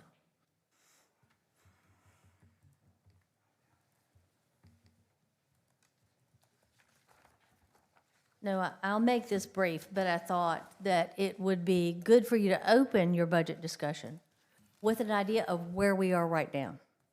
And, really Matt and Stuart set it up perfectly for us. They are talking about Q3 25. Well, for us, that would actually be Q2 26. I've actually taken it on through December of this year. And I want to show you exactly where we are at this point. And I know some folks might look at it as a bad picture, but I think we've got a fairly good story to tell. I'm going to start with our general fund. Right now, the revenues in the general fund are really coming in as expected. I have a nice little box up there that tells you what makes up the major revenues for the general fund. That is a property tax, business license, tourism transfers, and other services. We've talked about this a number of times, and everything we see here is coming in as expected. This is your property tax, your business license, and your other sources. Now, the tourism transfers. I want to look at what's been happening with our hospitality fee, our hospitality tax, A-tax, local and state, and the tourism development fee. If you look on this chart and you see to the left the yellow blocks, those are showing you where the pre-COVID high collections for those revenue sources are. The diamonds you see there were the COVID highs, the highest point we reached while we were coming through the COVID recovery. And then the X's to the right were where we ended FY '25. Now, don't worry about the steep slope to the right. That's where we are 26. We're only halfway through, so, we've got a ways to go. My point being, though, that if you look where we ended 25, it's still well above your pre-COVID peak. And it's not terribly far off from your COVID highs.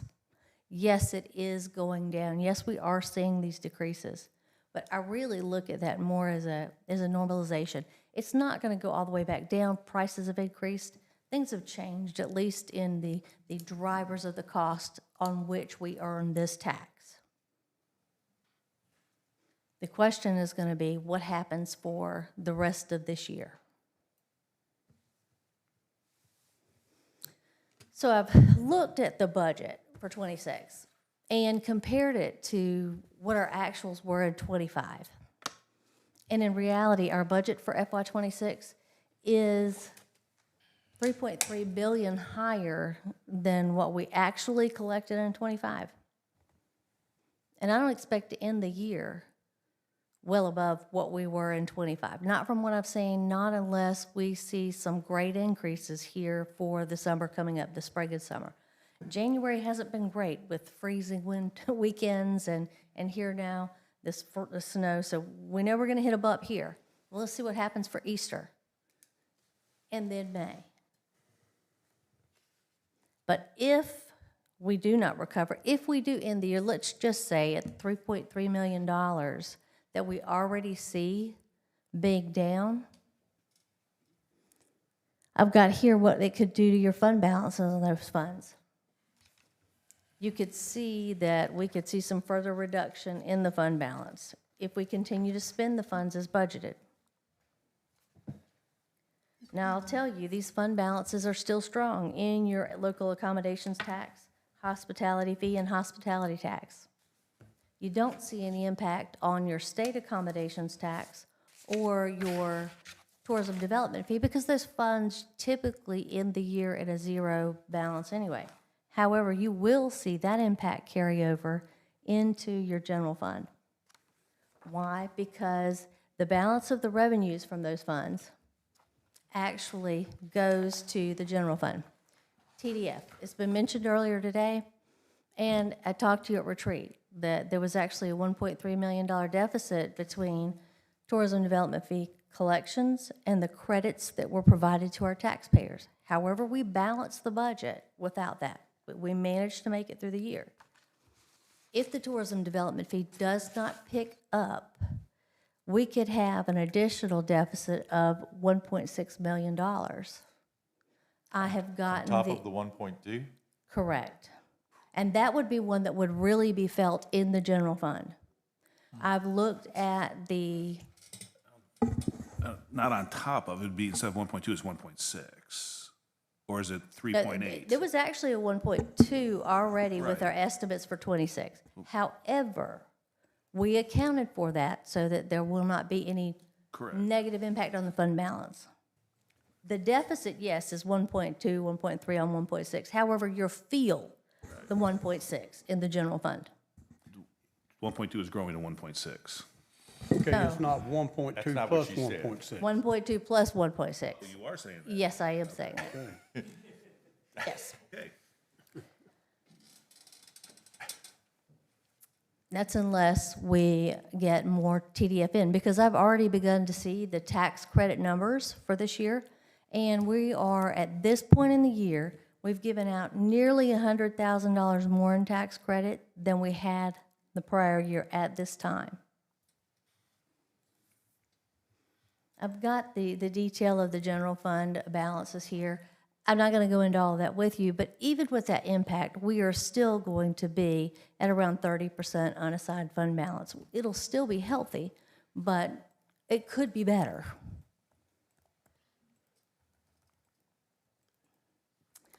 Tax increment funds. I think I wanted to take a minute to talk a little bit about the TIFs. We have the air-based TIF and we have the oceanfront TIF. With the oceanfront TIF, I've got here a detail from 2018 to 25. I wanted to explain a little bit how tax increment fund works. I know that a lot of you have been here and heard this before. There are some new folks that don't necessarily understand how TIFs work. So with the Downtown Oceanfront TIF, the district is created, and all incremental revenues that are earned in that TIF are set aside to pay for the improvements in that district. When we issued the first debt, I think it was back in 2009, 10, for the boardwalk, the tax increment district didn't quite have enough money to pay for that immediately. But it began to, you'll see in 2018, 2019, we were covering the debt service. So move forward to the expansion of the TIF to include more of the downtown and the addition of the debt to acquire the property on the east side of Kings and to do some of the improvements in the infrastructure. And what I want to show you is if you look at the top rows here, let's say for the budget for FY26, let's start there. We anticipate getting 2.6 million or more in property tax revenue to fund the debt. The actual tax increment debt for that district is going to be 3.2 million to service that debt. That's the principal and interest it's going to cost us. Now, there's additional debt that we're paying for we will eventually pay for with this. Now, that is the infrastructure, the streetscape, the roadways, the work that you're seeing done in the district right now. We issued limited obligation hospitality bonds for some of that. So I wanted you to see the debt service for both the TIF bonds and the limited obligation bonds totals $6.2 million. At this point, we're collecting like 2.6 million. So what we're actually having to pay out, what's actually being, how it's being supplemented for this year will be $3.6 million. Now, the revenue that we have for this fund, because of the way the bonds are issued, because it is a TIF district, because much of the money is proviso funds, you cannot take that money and spend it anywhere else. It's not available to be allocated to another area in the city. The only thing that would be available to be allocated to other areas in the city really would be that $3 million in hospitality that we have dedicated as a gap payment. Now, as we move forward and that property tax grows as there is incremental growth in the district, that will shrink. And eventually, much like you'll see with Market Common next, the TIF district should pay for itself. It is paying, that is the share that it collects to pay for itself. With Market Common, we had to supplement that revenue in the beginning too with some other funding source until the tax collections grew enough to cover the debt service. That's pretty common in a TIF district. That's why they're set up the way that they are. Now, I do have up here the utility bonds we issued. That's additional investment. But the water and sewer projects, those are replacing utilities that were originally put in the ground in the 1920s and 30s. They were going to need to be replaced anyway. And the stormwater infrastructure, again, needed to be put in place. Does anyone have any questions so far on this one?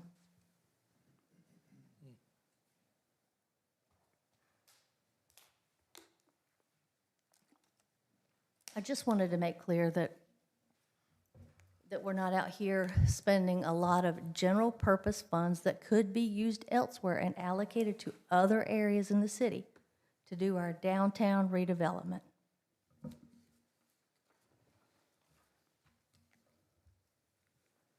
Now, for the Market Common, yet another tax increment financing district. This one, though, is really nearing the end. It's been one of our more successful, and I hope to see that happen in our other areas. But right now, we are collecting, for 26, we expect to collect between $17 and $18 million in property tax revenue. The debt service on that is less than $3 million at this point. The balance on that debt service is almost 27 million. That will be callable, or we can actually pay it off in October of this year. However, when we had the mediation agreement with Horry County School District and Horry County Schools, we agreed to finish up $28.5 million worth of projects in the airbase, and then hopefully dissolve the district in 2028. We will be able to do that. We've got 26.7 million in debt outstanding. There are 13.5 million in projects still outstanding. The funding available estimated at FY26 is only about 38.8 million, and we're going to need 40 million. So we're getting very close. And as long as we move those projects along, we will be able to close that out in 2028. Your enterprise funds. Enterprise funds are performing well. They're performing as expected this time of year. No real surprises. We are going to have to look at the water and sewer rates for FY27. We've got our consultant, Confluence, working on that right now. As you all know, the cost of infrastructure is just insane with the water and sewer projects, between the steel, between the concrete. It's tripled, almost quadrupled at times in certain components. But as someone said, they're not the sexy projects, but they're the necessary projects. I'll add just one last little note. Our health insurance fund, self-insurance fund, and our RHRA at this point are all doing well. We think we'll have the RHRA catch-up funded by next year. So we're in a very good place with those. It appears, at least through December, that the increases that we implemented on health insurance have us on the right track and holding our own right now. Weird question on the RHRA. Mm-hmm. We're no longer offering that as a choice for our employees. We'll get you a chair. Can we go back to that, or is that completely out of the question? I don't think it's completely out of the question. It's just a matter of what we want to fund, and would it be, would you want to retroactively implement that back to when it was originally stopped, or would it be a new benefit that you would want to put in place? That would make a lot of difference. I haven't had this conversation with anybody here. Sure. Just was curious based on the feedback from Conway's recent actions and feedback from our own staff. It's a nice benefit. As somebody who has the ability to take advantage of it, it's a nice benefit, but it's not something we're currently offering. Correct. If council would like for us to look into that, it'll take a little work. We might even have to work with our actuary. I would just like direction if you want us to look at it. I got two shaking heads here. What about that side of life? So, and for those who don't know, the RHRA is the Retirement Health Reserve Account. Is that correct? Health Reserve Account for employees who retired after 20 years of service. The city put a fund of $100,000 available to them for medical expenses in retirement. Or if you served 15 years, you could have a fund of $50,000 available for health expenses afterwards. We discontinued that because it's a rich benefit. It's an expensive benefit to provide, and yet it is one of those things that makes you realize how valuable working for the city of Myrtle Beach can be to you as a servant of the public here. Right. We recognize that there was no way that we can continue to fully fund health insurance for an employee at retirement, particularly on a plan as rich as ours, as we are self-insured. Therefore, any of those larger losses and claims, affect the bottom line for us. The alternative was to set up these health insurance reserve accounts so that folks would have something to cover insurance between retirement and Medicare age. I don't have a strong opinion one way or the other. It would be interesting to see if it's feasible. If it's not feasible, I understand that too. So. Anything else? Let's see if it's feasible, just to take a look at it. Doesn't mean we're going to do it. So right. we provided that with hopes that it would spur some conversation. we really would like some direction from you. Before I get in there and really start putting these numbers together, I ask you, please provide your direction now so that we can make sure that this budget truly reflects council's wishes and priorities for the next year. And we've talked about some things to include, and I assume you're working on some of those, maybe. Are there things individual council members would like to see included in the budget discussion? This is one of the opportunities you have, or certainly the earliest opportunity you've got right now to say, I would like to see this considered in the budget. Mayor, I had asked earlier, Brian, in the year last year we were talking about housing rehab program. I really want to, I think we need to somehow resurrect that program. And I missed that. Resurrect which program? Housing rehab program. Housing rehab, okay. I don't remember the number of houses we had, went through before. I want to think there was 20 or 30, and somehow we got away from that program. Nobody's was actually running it in the past few years. Am I right? And we started moving those funds to do other things with it and not housing rehab.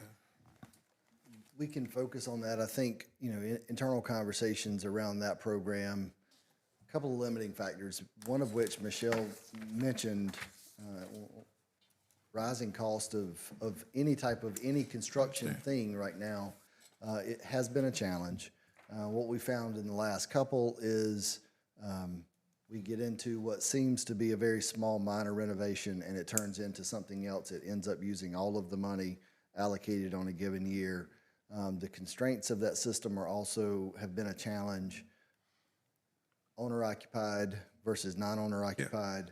Yeah, and looking at the folks that need the work the most, and getting them to express interest in the program. So there's lots of things to that. We've had conversations, Kevin Waits and I have had conversations with different partnering organizations that we may be able to leverage organizational bandwidth, if you will, to do more with that program or to do more in that space. But it is problematic in terms of qualifying for the program. It's problematic because of the cost of the renovations.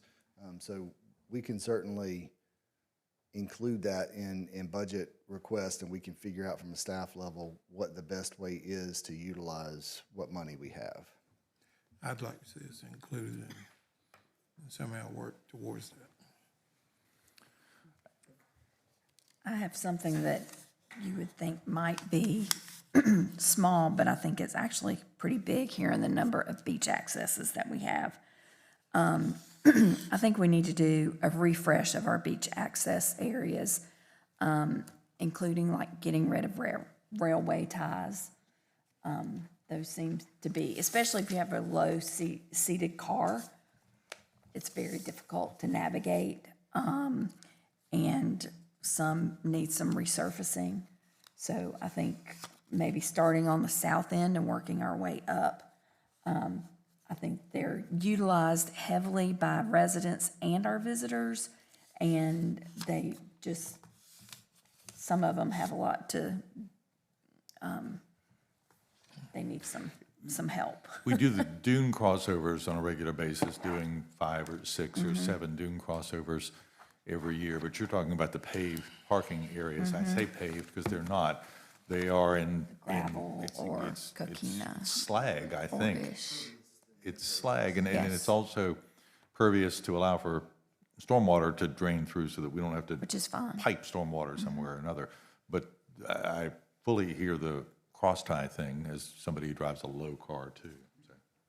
And I think looking into thinking of the beach access and some conversations around, having at least one area that we could have a test run at some real accessible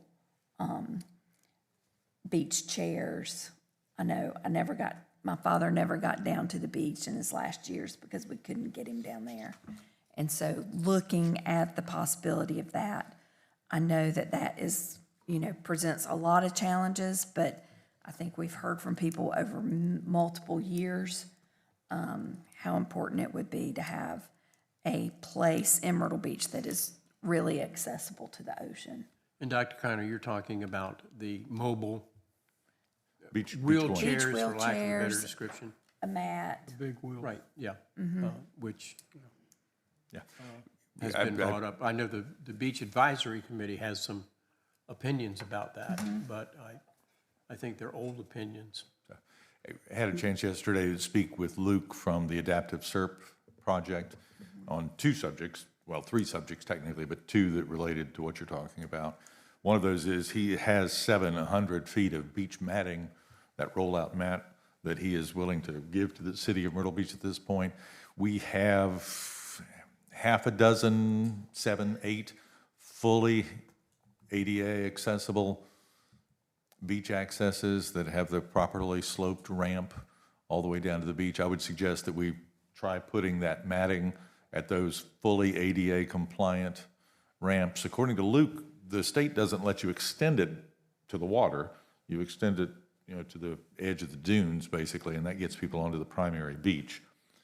He says that it needs to be maintained every week or so, every week or 2 weeks, just to be free of sand. And we have a full-time beach supervisor who could add that, I think, to their their job duties. But that's a test run that we could try at those half a dozen fully accessible ramps, beach access points, if council is so inclined. And he's talking about if you're just taking the mats to the dune threshold, for lack of a better description. So the maintenance there is basically to make sure that they're just not encumbered with a lot of sand on top of Yeah, them. Mother So- Nature moves sand around, just make sure that the mat still functions as a mat instead of a sand pit. We do a lot every morning of beach cleanup.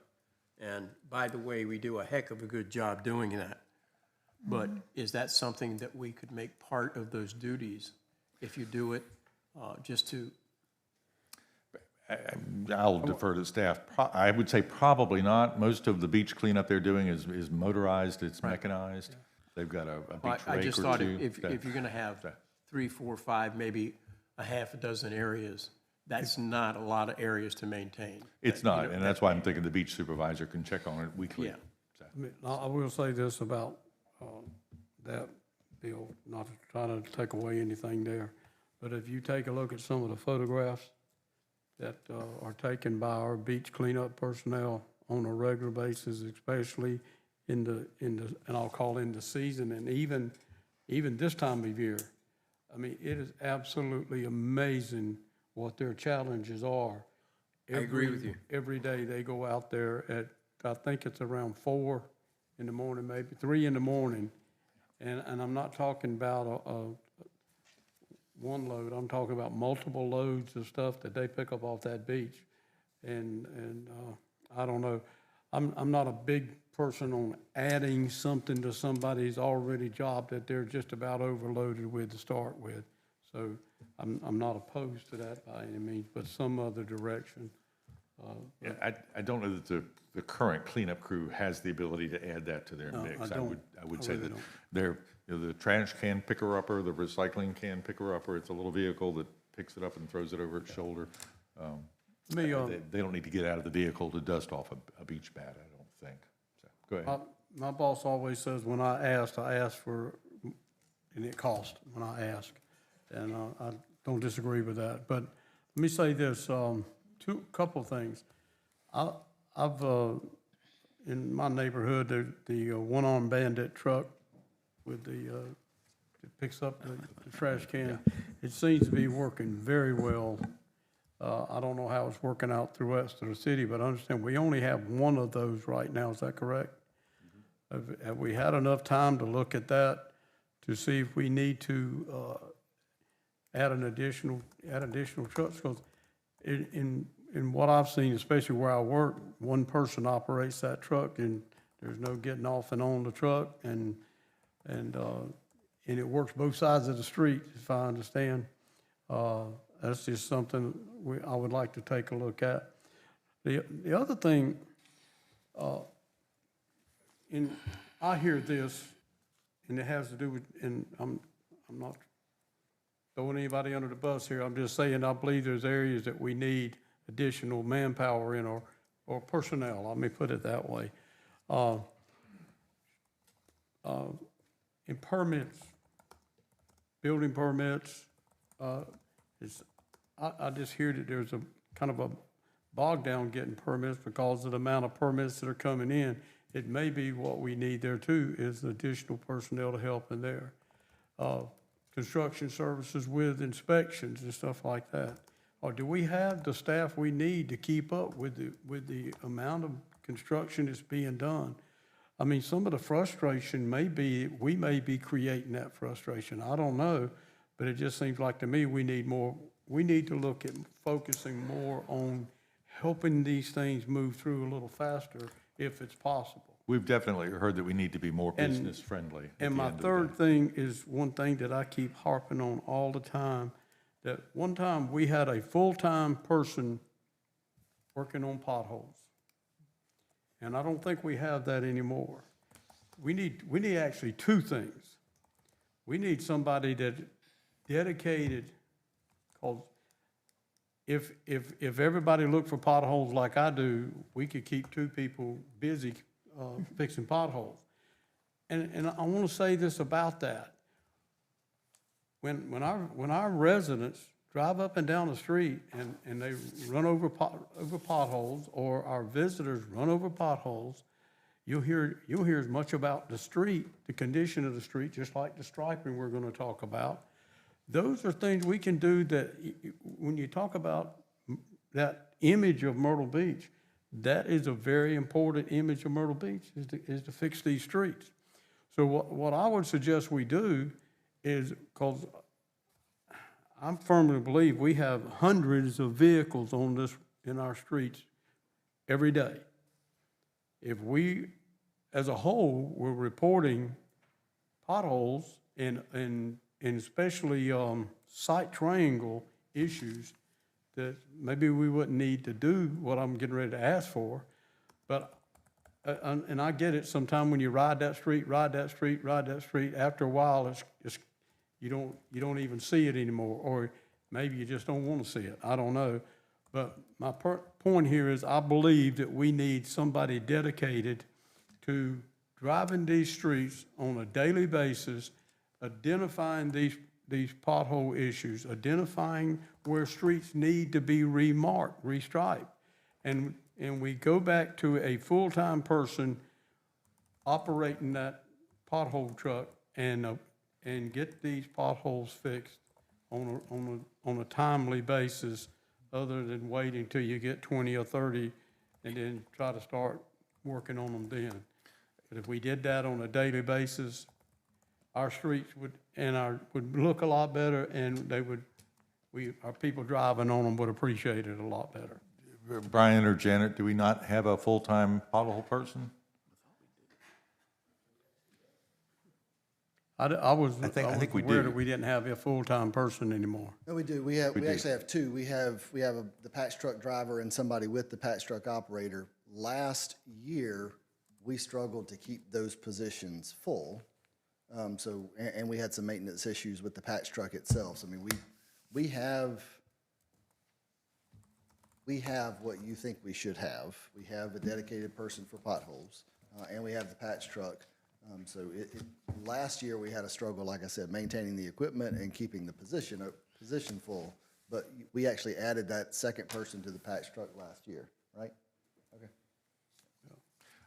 I do also agree that we need to take a serious look at the site triangle issues. It's more than just the site triangle, but the visibility at certain intersections, and find a solution to that. We've talked about that for decades, and we just need to find a solution to that. I don't know, I just ride down a lot of streets. That's a budget issue, but. There's potholes there, there's potholes there. And I don't know what the real challenge there is, but. I think part of the challenge is sort of a conversation we've started to have with respect to striping is city roads versus county roads versus state roads. Where are we spending city dollars? every street in the city or every street the city owns. And again, we have not caught 100% of the potholes. We trust the public will tell us where there's a pothole, and we get it fixed pretty quickly. I think the ones we find and self-initiate are probably a larger number than you might think, but I mean, that's a continual process. And the weather the last weekend is Weather going to doesn't create help. some more potholes. I don't disagree with that, but follow what you just said, Brian, when it comes to whether it's a state road, whether it's a county road, well, whatever, I think there just needs to be conversation on, okay, well, it's your road, but we're gonna fix it, you're gonna reimburse us the money, those kind of things. I fall on the side of, if it's inside the city of Myrtle Beach, we need to make sure that it's maintained that's our responsibility. If we can get somebody to pay for it, great, but otherwise, it's still our responsibility. And two points to that. Number one, that is a shift from where we've been, so it'll take us time to adjust to that. When it comes to potholes, if we see a pothole or if a resident points out a pothole on a road that's not ours, we do go fill it. As far as self-initiated filling of a pothole, we generally stick to a city street versus a county or state road. But if someone calls and points out a pothole on a road that's not ours, we do go ahead and fix it. And the caveat I would add to that is publicly owned. I'm not sure that we need to go fix Correct. private Publicly, streets, but correct. okay. I guess this is going to be directed towards Michelle. And it's probably not going to be a popular one here, for the community anyway. What is the scenario going to look like if we do not vote to shore up the TDF shortage? I saw that look.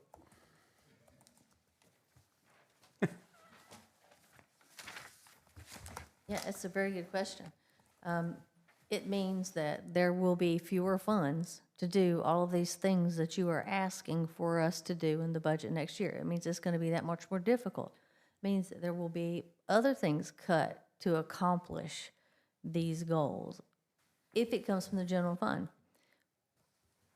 And not only that, we already see, I've told you where our fund balances are in hospitality, taxes, and fees. They're coming down. We could shift priorities. I mean, you can shift what you use some of those funds for. They're all restricted, but roads certainly are one thing we can maintain. So you shift that money to do that. But the population of 4% property owners in the state is only going to continue to grow. If you listen to Wright & Waters Group or Mr. Finney, they're going to tell you that between now and 2040, your population over the age of 65 is going to grow over 30%. Those are going to be your 4% property owners. And that segment of our population is going to continue to grow. And I don't see at what point the TDF will again outpace, the growth in the TDF will outpace the growth in that population. And that's one of the reasons we need to revisit the 80-20. But I Yes. think what Jackie was asking is, if we do not rebalance the TDF and we continue to use all of it plus some to pay for the property tax credit, an option would be to reduce the property tax credit. Oh, absolutely. That is the only way to balance that. Reduce it or cap it? Reduce it, I think, both probably, but I mean, if everything stays the same, like it Right. is, Looking and at- and We're there's no- underwater If if we're looking at- everything stays Yeah. the same. $3.2 million that we have to supplement it next year, that's Right. significant. And Mr. McClure, what is your definition of cap?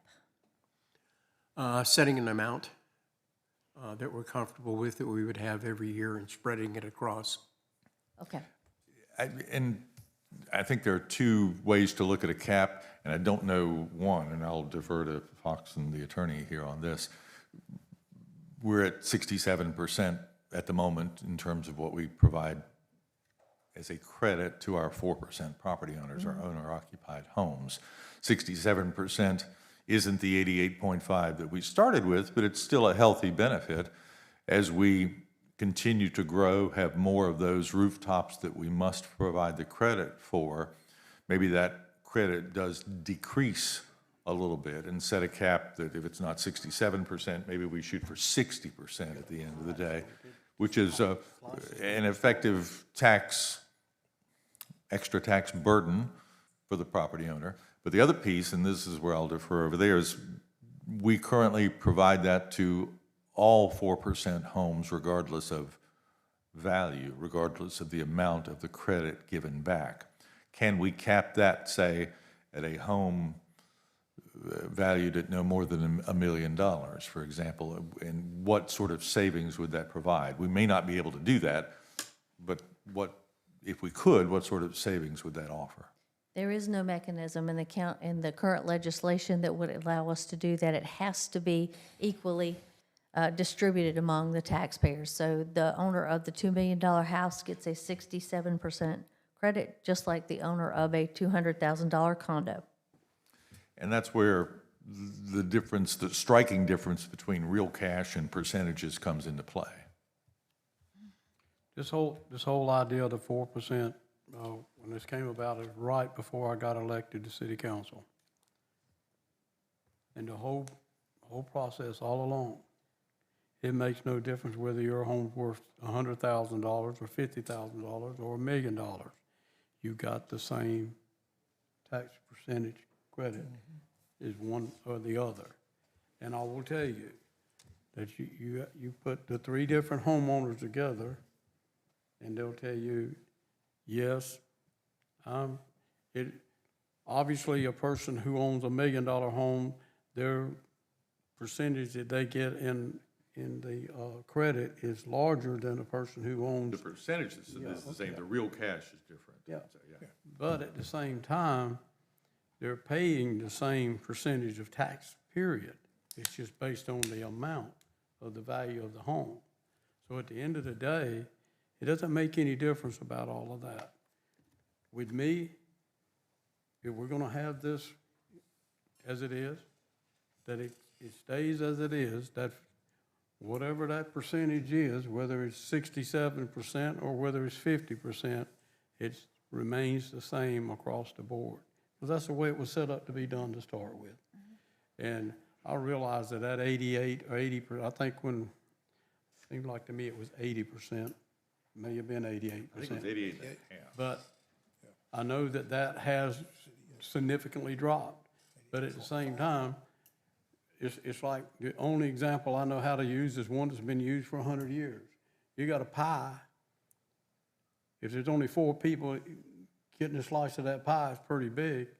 But the more people that reach in for that slice of the pie, the smaller the slice is going to get. That's just common sense. And that's what we're faced with. And so that's what everybody needs to realize going forward. We're going to try to work this out. But at the same time, it may be that that pie gets a little smaller as we go along. And I don't know how many, I just don't have a lot of faith in the state doing a whole lot with this myself. And I'm not to say that it couldn't happen, but to be honest with you, I just don't see it. And I hope that we can get that worked out. But if we don't, and it stays the same, then we're obviously going to have to reduce the size of that slice of that pie is going to get a lot thinner. But consider all the people that have moved here were paying a heck of a lot more where they lived. Oh, yes. Yeah. So, I mean, this is still a great value for the people that have moved here. It is. And the current residents that have lived here a long time. So, Michelle, when's the last time that we changed that percentage? 10 years. It's been a long time. It's been a long Yeah, time, hasn't it? it maybe 5 years, 6 years. I have to look back. I've got it all in a detail that I can give you. But I will say this, even if the legislation were changed, okay, it's something we're still going to have to monitor because of the influx of people to our state, to our county, to our area in particular, and that coupled with the impact that it has on the assessed value of the homes. It's something we will always have to monitor and work with, regardless of what the split is. Act 388 is a wrinkle in there too. So. Okay. You're having the financial people do a look at the TDF? I am, and I should have that first draft by Friday. And it was going to be useful for us regardless of what happens because they're going to provide us with number one, the growth estimate for the next, till 2040 of the TDF, and what the expected growth of the population of the 4% residential owners are. So those dollar figures will be valuable in whatever way we have to calculate that. Other budget wants or needs or hopes? I have a few things that I I want got a couple, You got a couple? since you're on. Okay, well, So while I'm up here you in and I are general- going to agree on one, okay? Go for it. Mr. Chestnut, or should I say Chef Chestnut, his picture was not presented to us today with these other people, but we'll get that correct. Okay. But the housing rehab program, that really is worth kind of digging into and seeing what we can do. And so I would like to see us address that. I'm not sure how we do this.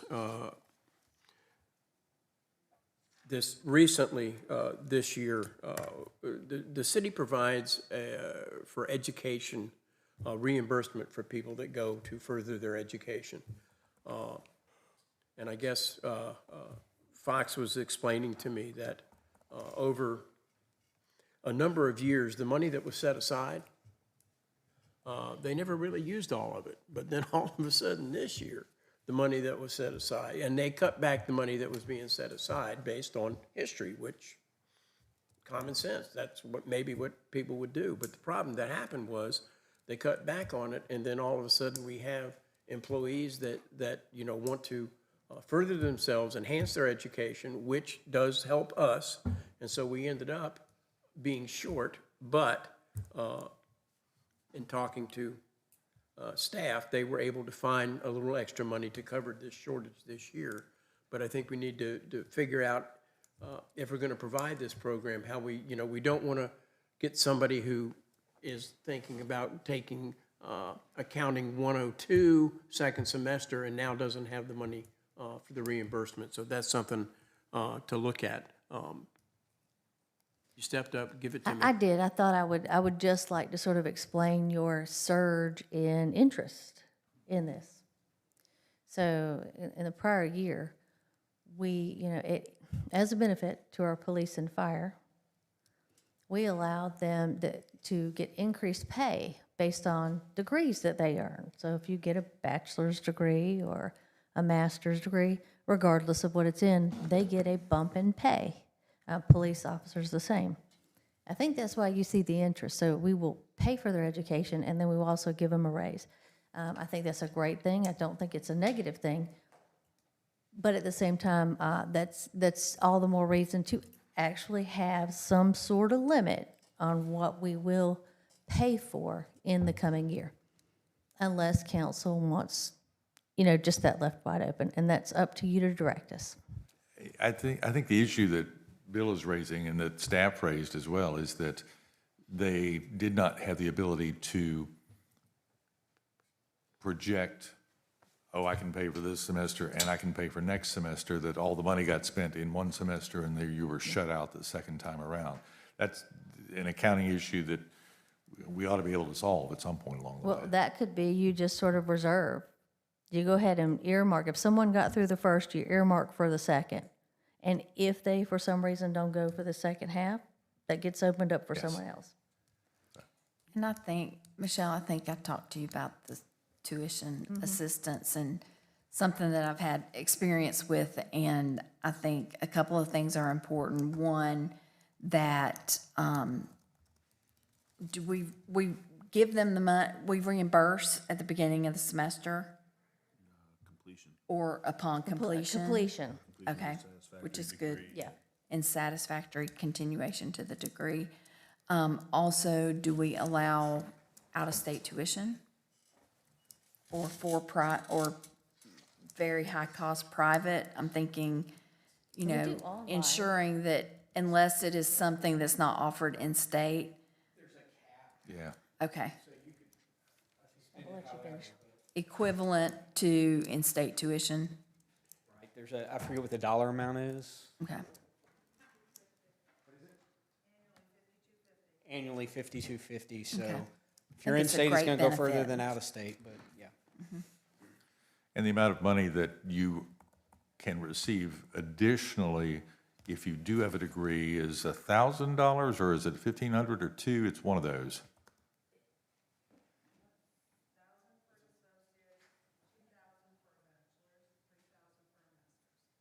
Say that in the mic. 1,000 for associates, 2,000 for a bachelor's, and 3,000 for advanced, past For bachelor. an advanced degree.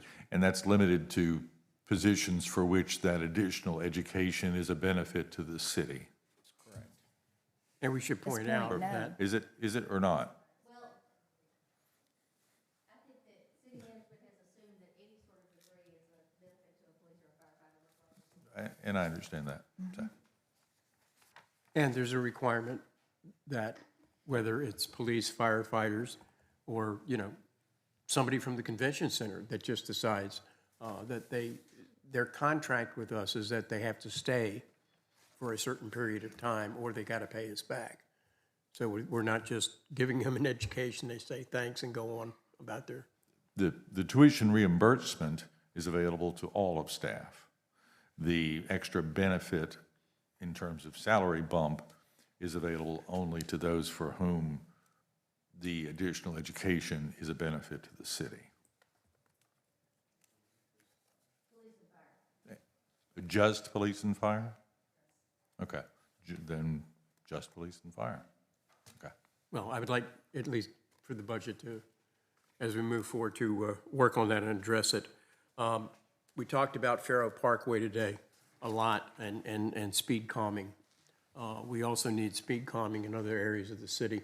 So I would like to see the digital electronic speed calming devices. I'd like to see at least 3 more purchased. I know that they're not cheap, but at the same time, they're not that expensive. And I'd like to see them, at least a couple of them deployed up on the north end, specifically Marina Parkway, that I'm very familiar with. They're, the rough ballpark estimate, they're less than $10,000 apiece? I'd say 10 more? $100,000? I would be overwhelmed and happy, but Okay. just so we can focus on it. The last thing, you know, we talked about handicap and beach access. Something that's near and dear to me is that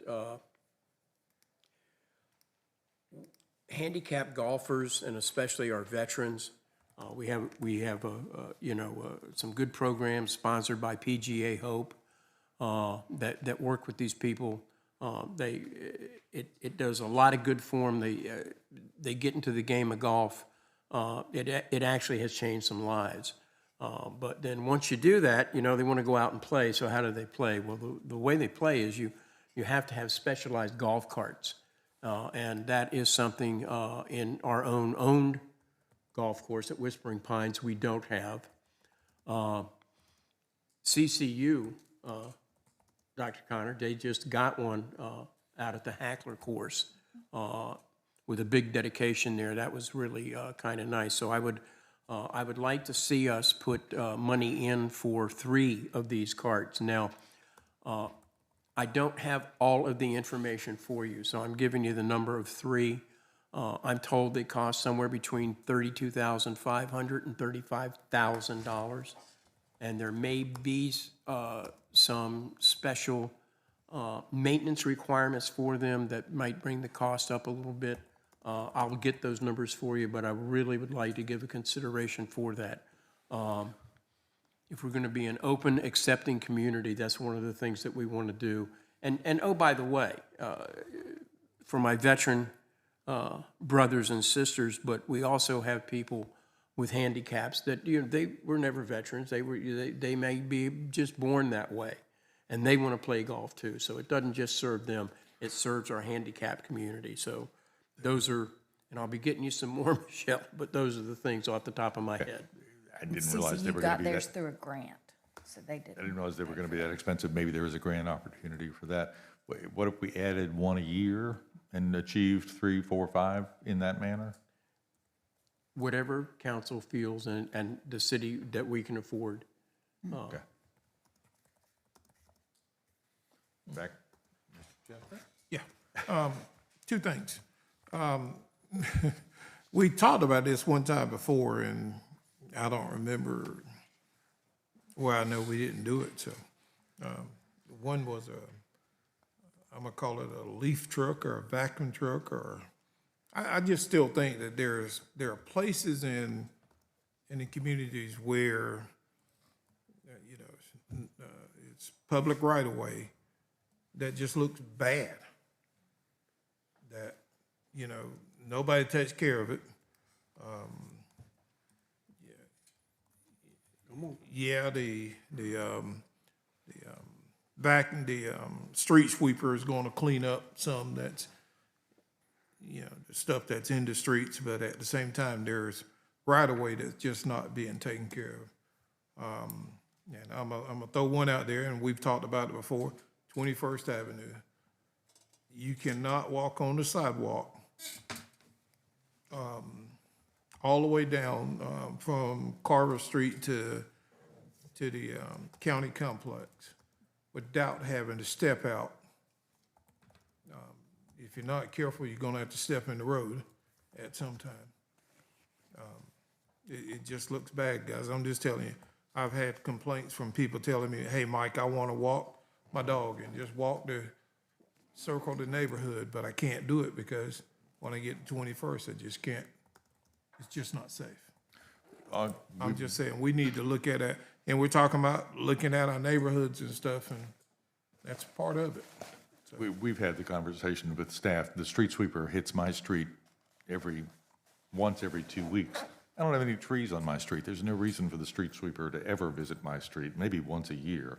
But there are places in town that I don't know that do see the street sweeper on a regular basis. And I've asked for them to look at how that can be better deployed. Well, and these places, I mean, it goes beyond the street sweeper. I mean, Yeah. it really needs some attention. That we need bodies. The other one is, came across my desk the other day. Somebody asked about the potential of having a stage at Charlie's place. Something similar to what we have at Chapin Park. I think with the loss of the jazz festival in the community, I think more people want to see other events go on at Charlie's place, and is the possibility of doing something more permanent there that, you know, you would get other events planned there. I hadn't thought about that, but that's a good idea, I think. Early in the day, if you're still with us, we talked about bringing some life back to the community, and one of those ways would be to tap into our local music scene, which is spectacular. Yeah. But I like the idea of putting some sort of permanent stage at Charlie's place. Okay. That's all I got right now. So Mayor, I have two other things, but these are really big round two? projects that Sure, would take go for it. a while to do. And one you've mentioned already, the library. I think looking at, seriously looking at an expansion or even a new building near the same location. And then also really taking a serious look at activation of the piece of property next to the road center that we own, and what that might look like either as a venue, you know, a multi-purpose venue that would also potentially support the convention center or sports tourism, or both. I believe y'all were presented last year some options for that property. I don't think park space was one of the options that was considered, whether passive or active. I don't think it was on the list, but I would add to our thought process potentially some park space there. Maybe something where there's not a lot of cars coming, because last couple of times I've been to the convention center, there's no place to park. But we clearly are doing good business there. Anything else? Debbie, anything else? Okay. Couple of quick follow-ups and see if anybody has a third round of ideas. We talked about the beach mats. I would like to see us figure out a way to bring the beach-going wheelchairs back in some capacity. Not that we have staff to distribute them, we don't, but the Adaptive Surf Project has been doing that with volunteers, and the response has been good, but they don't have the volunteers to meet the demand that exists. Luke points out that all of the other jurisdictions along the Grand Strand offer beach-going wheelchairs. We don't. Granted, the smaller ones offer just one, but some of the larger ones offer more than one. Whether it's the chair and umbrella rental people of the lifeguards that handle that, whether we create a check-out box system with an app that people can go do it. Luke is willing to donate 10 chairs at roughly $1,500 a piece if we can figure out how to make them available to the public, which is going to require some brainstorming on our part, but certainly that. Speaking of beach parking, we've added 1,000 homes at Del Webb with no thought at all about where those folks are going to go to the beach. I don't have a solution for that. There's nothing on the ocean front, to be sure, but maybe there's something oceanfront adjacent or, twice removed that would provide some additional beach parking, particularly on the north end of town. South end of town still got a little bit of access, but the north end of town is where we've seen population growth in the last couple of years anyway, with no forethought on our part about how to get those folks to the beach. Uncontrolled growth. Yeah. Talking about trash trucks, I know that there are some communities that have a truck that is 2/3 solid waste and 1/3 recycling. It's partitioned off so that they pick up both recycling and solid waste on the same trip and don't have to make 2 trips. Granted, it'll fill up more quickly, so I understand that. But it would be curious to know whether that's a benefit by having vehicles that can do that in one circuit instead of 2 circuits. I don't know the answer to that question, but would be curious to see how that works out. And then sidewalks, we've had recent discussions about some additional places where sidewalks may be in demand. We're budgeting currently $200,000 a year for sidewalks, Michelle? Okay. I'm sorry.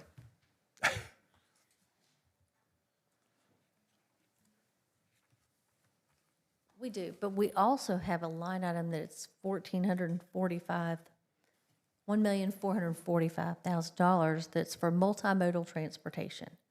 That also can be looked at as a sidewalk or a bike path. I mean, we'll have to talk with Janet and those folks and decide what the priorities are.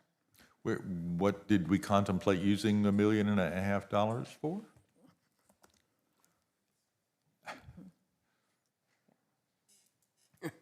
Poor Janice getting her steps in today. Yes.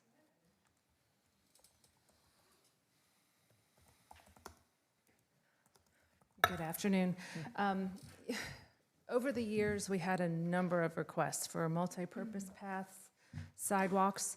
So we created this multi-modal project in our CIP so that we could have larger sums of money to complete these projects.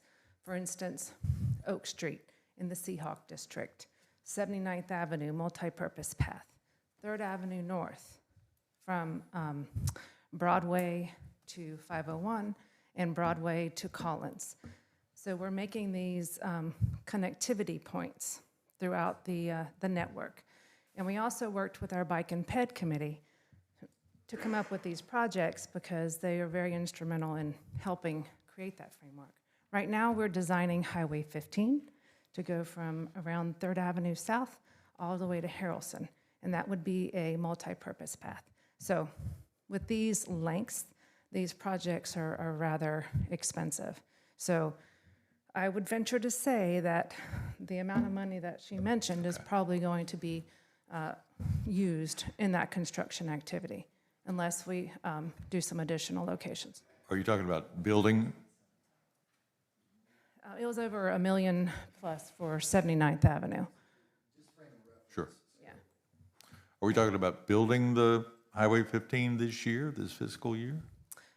We're in the permitting process. We're trying to work with DOT around the Hewitt Plaza location. But as soon as we finish the permitting and if we have the funding available, we can move forward on that. While you're looking at that, that section of Highway 15, boundary to Fifth Avenue South, right along where the new park complex has been built there. I don't know what the answer is, but every time we get a rain, people have to walk around the sidewalk because it'll be that deep. And I'm not talking about a heavy rain. It don't have to be a storm. It just be a pretty good rain. And then that whole section of that sidewalk there, just about is underwater. Yes, sir. And with this project, we're looking at drainage as well. There will be some piping in certain locations with Highway 15. All right. Thank you. Okay, thanks. And then as we, I'm sorry. Go ahead, Mayor. No, you do. Go, she's here. Go. Yeah. I just had a question. Since you were talking about sidewalks, and I think me and Brian talked about this before, how do we do sidewalk repair? And I'm gonna mention a spot, and we talked about it before, up on the north end, right there where Costa Outdoor, I believe it is. There's a sidewalk, it's been like that for 8 months. Understood. Is this And I've seen Grissom? I'm gonna tell you why it caught my eye again. Yeah. I saw somebody in a motorized wheelchair, and I was coming back south. Did they get air? I'm wondering how they got by. It's right there where the Fridays is, the Fridays that it closed up, and between that and Crave. Okay. And I'd actually talked I think last year to Fox about that, but I think what the feedback that we got was that that particular sidewalk is county. Is that correct? Well, city On people Kings walk Highway, on it'd be it. Highway, state. we state. It'd be State. state. Okay, Right. state. So, I just asked, because, even you go down Grissom Parkway now. Right. There's cones everywhere. You know, understood. So when we do have a location on a road that is not owned by the city, that we have a sidewalk issue on, we respond within 24 hours and we make sure that we put a cone to safe up that location. Then we have a communication with DOT about that repair. And normally when DOT comes through and does their road work, they do the sidewalk work. You may recall not too long ago when DOT resurfaced Grissom Parkway from pretty much Mr. Joe all the way to Harrelson. You noticed that it also included a number of sidewalk repairs, curb and gutter, all of that.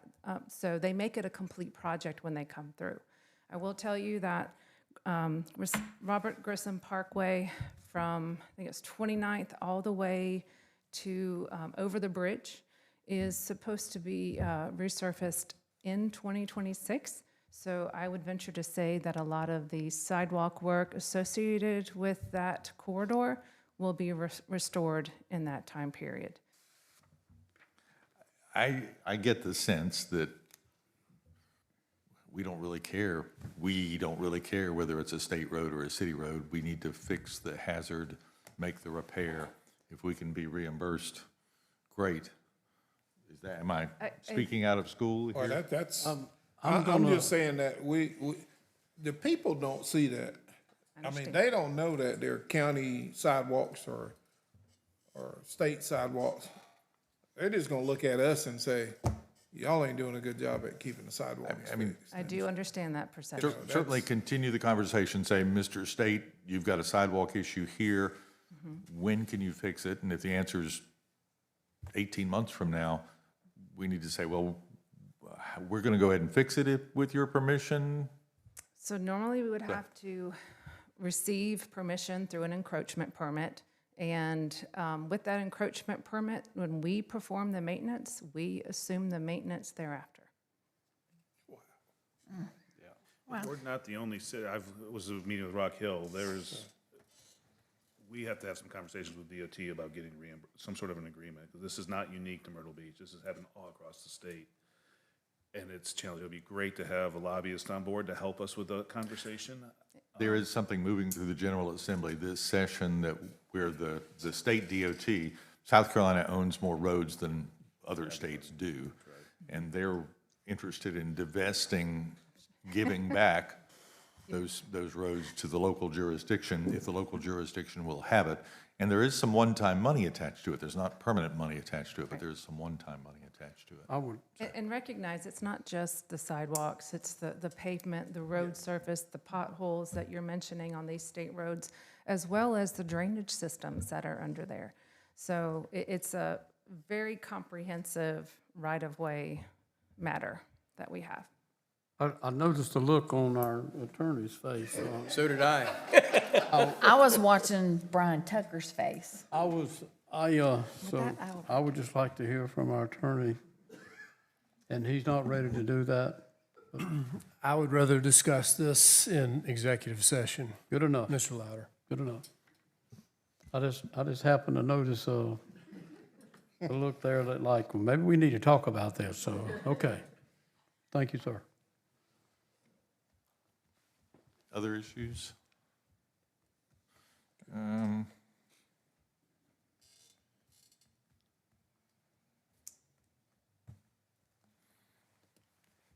job. Anything else we need to talk about at this stage, Michelle? What is money? If you go there, I'm getting up. I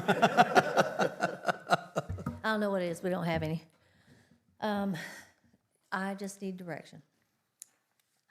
If these are your priorities, then we're gonna build the budget around this. Then Right what? now, I said, if these are your priorities, this is what we will focus this budget on going forward. We have asked our team to give us a baseline budget, current year only. And then these would be service level changes or enhancements. If you think of anything else, we need to know rather quickly. I would say over the next month, I'll be finishing gathering the revenue estimates that I hope will allow me to project the budget. Well, Michelle, and I think we all understand that, and I think we've all presented a lot of, a pretty extensive wish list. But in reality is, we would like to see all those things take place, but are we gonna have the money to do that? I'm not sure. So we're just throwing ideas out. These are things that maybe that we would like to see. So it just comes down to a point, okay, what can we afford and what we can't afford? And it's Mike's theory about money. You do what you have to do, and then if you have some left over, you do what you'd like to do. And so that's kind of like where we gotta be. So anyway, I know just think about what I asked, and a couple others have asked. It's a pretty big price tag, so I understand that. And some of this is general fund discussion, some of this is CIP projects. It's across the board, I understand that. Where are we on the striping conversation?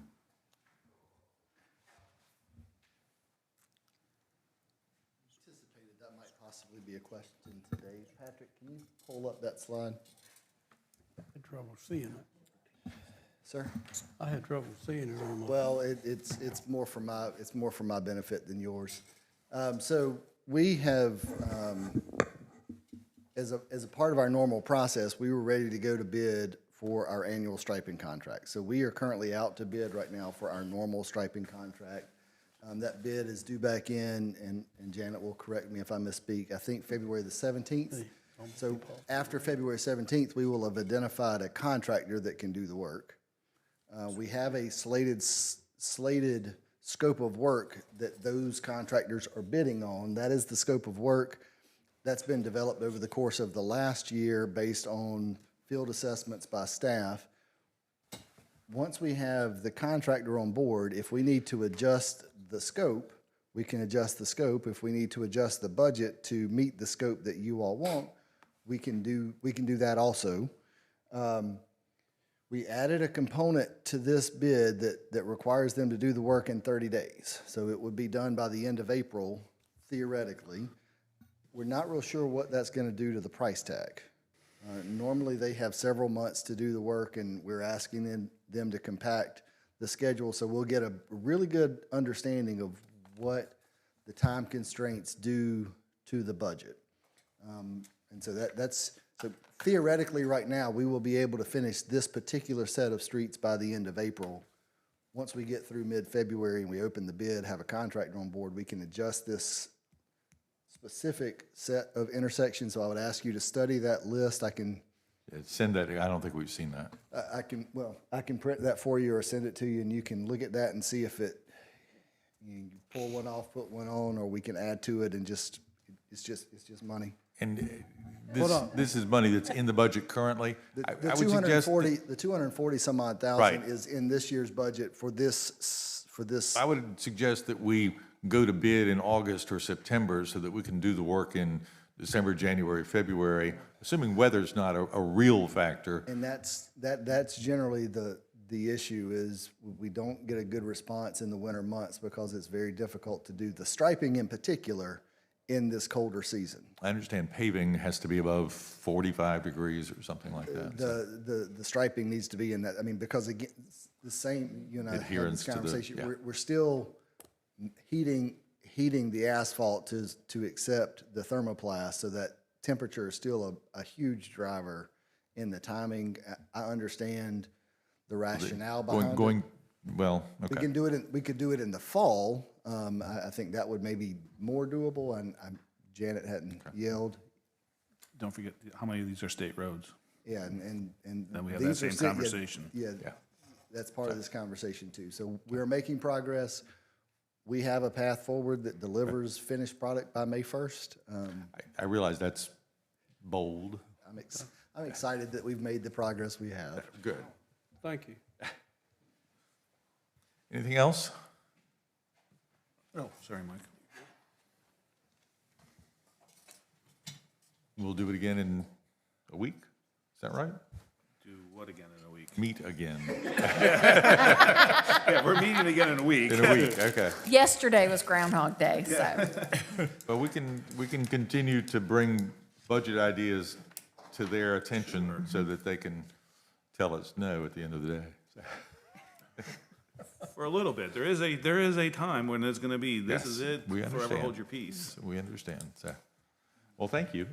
Anything else you'd add? We want to go around the horn here at all? About had all the fun I can stand. Okay.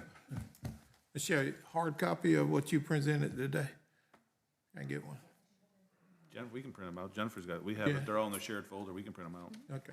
That'd be good. Thanks. I think I put one on Render's spot. Is there one over there?